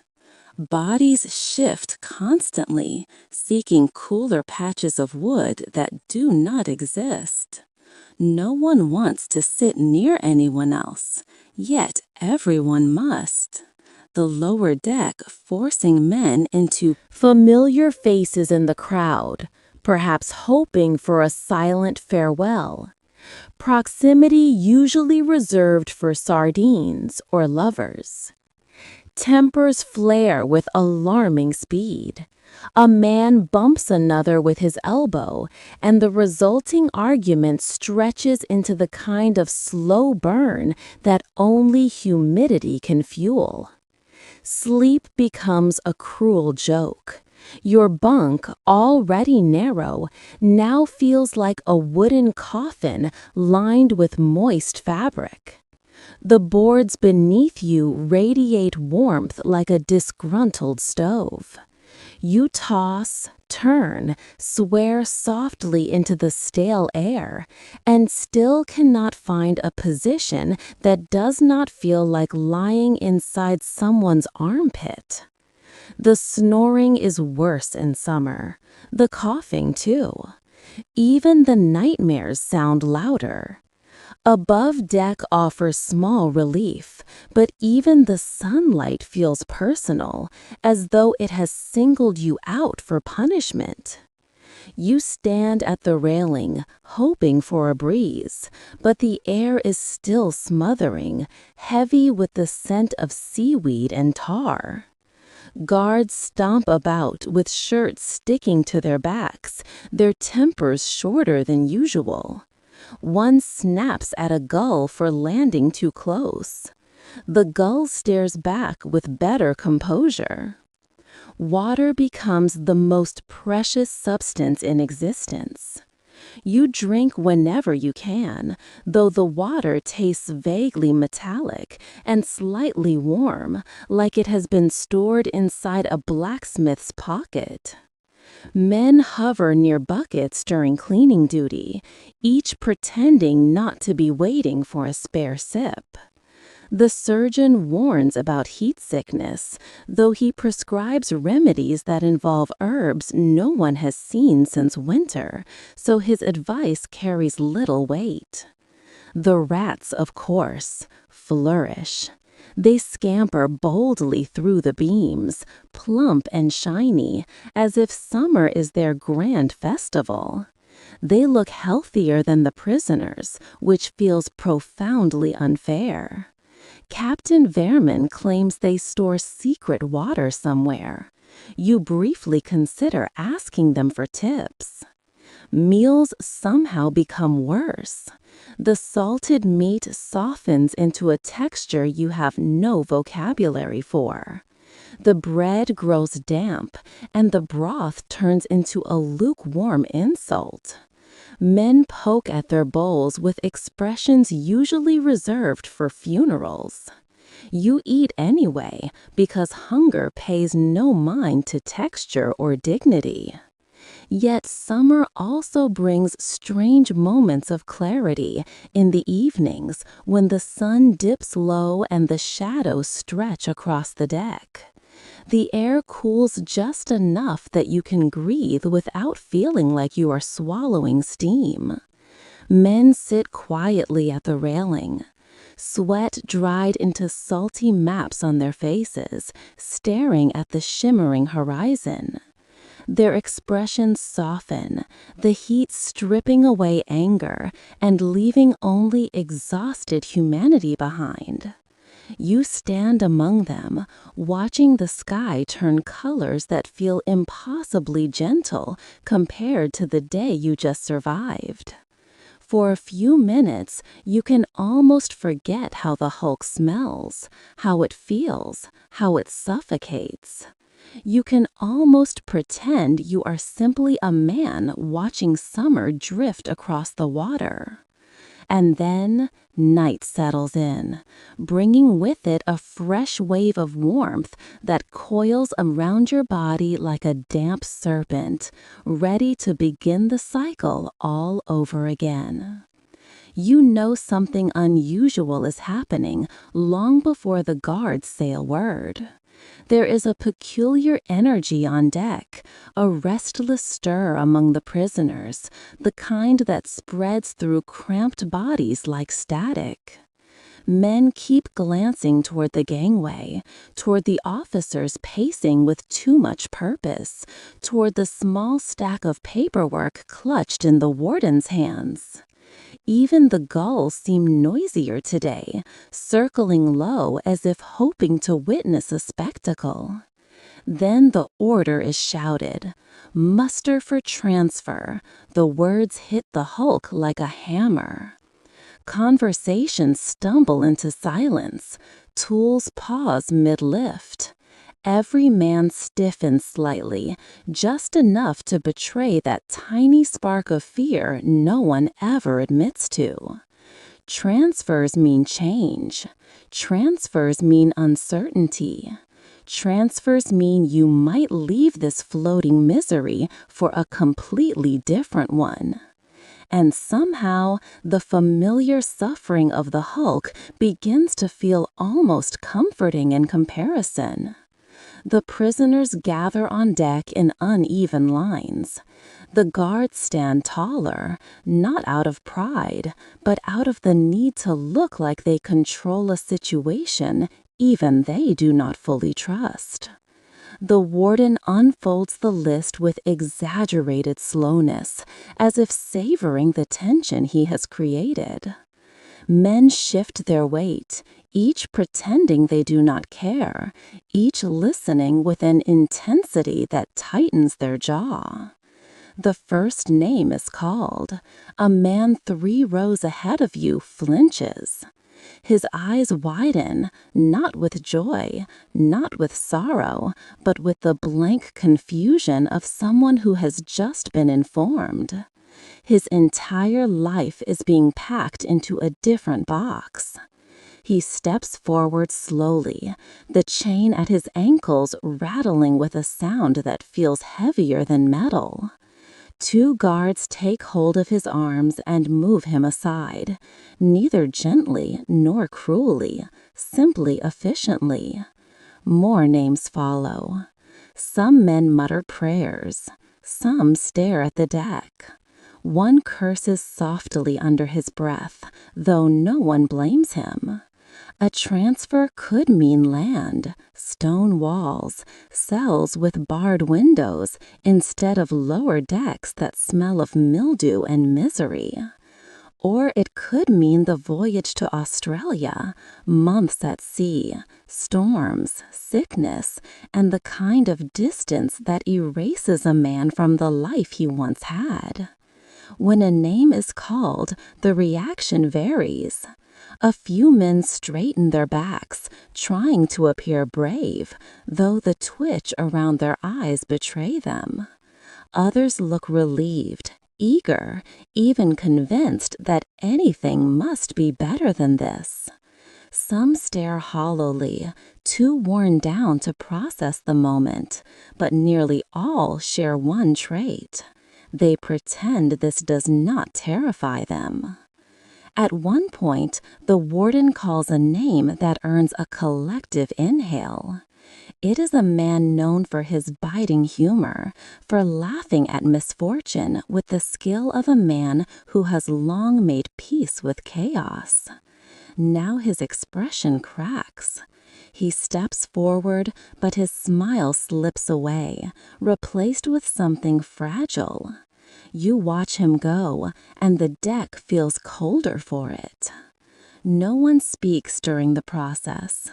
The list seems to stretch on forever, each syllable rolling out like a verdict. Transfers remind every man aboard that the Hulk is not a sentence unto itself, but a waiting room for whatever the Empire decides next. You feel it in your bones, that thin thread of uncertainty that binds you all together. When the last name is called, the chosen men are lined near the gangway, shackled but upright. Some stare at the horizon, some stare at their own feet. One tries to glimpse his family. The guards begin moving them toward the boat that waits to ferry them to shore. The chains clatter in uneven rhythm, a sound too final for comfort. You watch them go, realizing how strange it is to envy and pity them in equal measure. They are leaving the Hulk, yes, but they are stepping into a world of possibilities that range from tolerable to nightmarish. You remain behind, tied to this floating purgatory, watching the transferred men shrink into distant figures.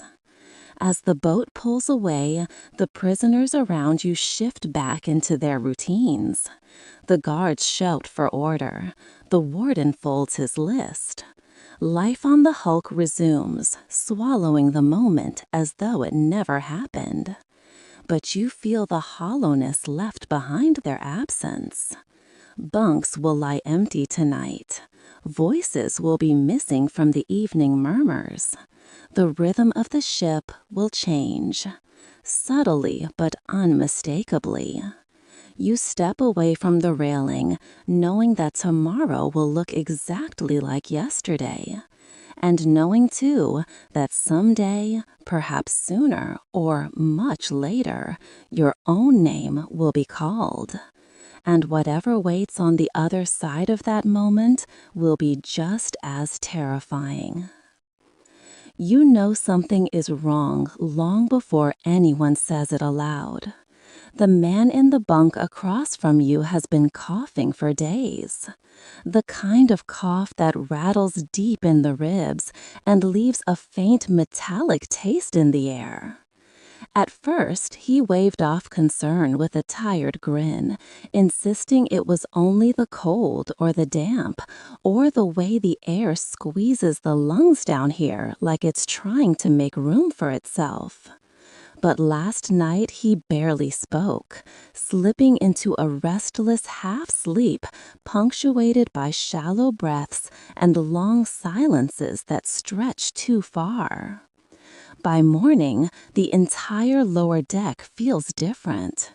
The ship groans the same way it always does, but the men around you move slower, more cautiously, as if they are trying not to disturb something fragile. You sit up and look toward his bunk. He lies still, too, the blanket rising only a fraction before settling again. Someone calls his name softly. No response. Another tries shaking his shoulder, first gently, then more firmly. His head rolls with the motion, loose, unresisting. A hush spreads through the row like ink across water. No one panics. No one cries out. Death on the Hulk is not rare enough to shock, but not common enough to ignore. It sits in that uncomfortable middle ground where everyone knows what happens next. Yet half of them avoid looking directly at the body out of superstition. You feel your stomach tighten. You did not know him well, but you knew the sound of his laugh, the rhythm of his shuffle, the way he saved crumbs from his bread, as if planning for a future even he did not believe in. A guard is summoned. He arrives with the bored expression of someone who has seen this too many times to muster fresh emotion for it. He checks for a pulse with 2 fingers, waits longer than necessary, then grunts to himself, confirming what everyone already knows. He calls for 2 men to assist. No pleas, no hesitation, just the mechanical voice of duty. The chosen prisoners step forward without argument. They lift the blanket and wrap it around the body with a kind of muted care, adjusting it until the outline of the man beneath is softened, indistinct. You watch their hands as they work. They do not rush, nor do they linger. They have learned the pace expected in these moments. A kind of grim efficiency built from routine and the quiet understanding that the dead deserve respect even when the living have so little to spare. No prayers are said, no final words offered. The Hulk does not encourage rituals beyond those necessary to keep order. The body is lifted, carried down the narrow aisle between bunks, and taken toward the hatch. Men shift aside silently, eyes lowered, making room without being told. You do the same when the body passes you. You cannot help glancing at the blanket, noticing how small it looks in their arms, how light it is, unsettling. This sudden reduction of a man to something that can be carried so easily. They bring him above deck. You follow at a distance, wanting to witness but not wanting to intrude. The morning air hits you with its cold clarity, sharper than usual, as if the world itself is acknowledging the moment. The body is placed near the railing. The guards check a ledger, scratching notes in stiff, practice strokes. A cart waits on the dock below, hitched to a horse, swishing its tail with utter indifference when they lower the body into the boat that will ferry it ashore. The Hulk watches without expression. The ropes clack. The water ruffles. A gull lands on the railing as though inspecting the proceedings. One prisoner mutters a brief farewell under his breath. Another makes the sign of something on his chest, quick, embarrassed, hidden from the guards. You stand with your hands curled into fists, unsure whether you are holding in grief or simply holding yourself together. The boat pushes off. The body moves farther away, shrinking into a gray blur. The cart will take him somewhere quiet, somewhere out of sight, to be buried or cataloged or forgotten, according to whatever the system demands. No one aboard the Hulk will receive news of the grave's location. His name will fade from conversation within weeks, maybe days, absorbed into the ship's endless routine. As you descend back into the lower deck, the air feels heavier. Men settle into their tasks again, because they must, because labor does not pause for mourning. Yet the space where he slept feels impossibly empty. His blanket remains folded at the corner, his tin cup still tucked under the bunk. These small remnants vibrate with the strange power of things left behind. Someone else will occupy that berth soon enough. Life in a cage never allows gaps for long. You lie in your own bunk that night, listening to the usual sounds, the dripping, the breathing, the soft murmurs. But beneath them all is a new silence, a hollow note where another life used to be. And for the first time in a while, you understand the full weight of the Hulk's indifference. The ship continues. It always continues. You do not notice the moment adaptation begins. It arrives quietly, without ceremony, settling into your habits like dust gathering in corners. One morning, you wake and realize the lower deck no longer feels like an assault. It is still cramped, still sour-smelling, still filled with the snores of men who sleep like wounded bears. But some part of you has stopped reacting to it. Your senses dull just enough to make existence tolerable. Not pleasant, never pleasant, but survivable. You start recognizing the exact timbre of each creak in the hull. You know which ones signal harmless shifting and which ones warn that a storm might be wandering toward the harbor. You know which beams drip during the night. And you learn to position your bunk at just the right angle to avoid them. You no longer flinch when someone coughs nearby. You barely blink when a rat scurries along a beam overhead. In fact, you catch yourself judging its route, noting where the wood is thinning. Routines take shape, not imposed by force, but formed naturally, almost unconsciously. You wake before the guard clangs his bell, rolling up from your bunk with the stiff, groaning grace of someone twice your age. You fold your blanket, not because anyone cares about tidiness, but because the ritual steadies your mind. You stretch your arms, loosening joints stiff from cold nights and cramped boards. Sometimes you even manage to enjoy the stillness of those first few minutes, that fragile hush before the ship's noise swells to full volume. Small comforts reveal themselves in strange places.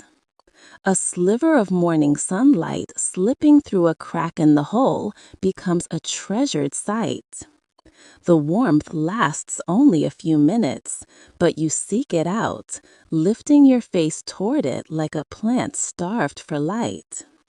You discover that the prisoner who sleeps 2 bunks down hums quietly in the evenings, a tune he claims his mother used to sing. It drifts through the lower deck in soft, wavering notes, giving the darkness a gentleness it does not deserve. Even food finds its corner of comfort. The broth never improves, but you learn to appreciate the rare moments when it contains something recognizable as vegetable. Bread remains a weapon disguised as nourishment. Yet, on days when it is merely hard instead of petrified, you treat it like a gift. Someone trades you a pinch of salt once,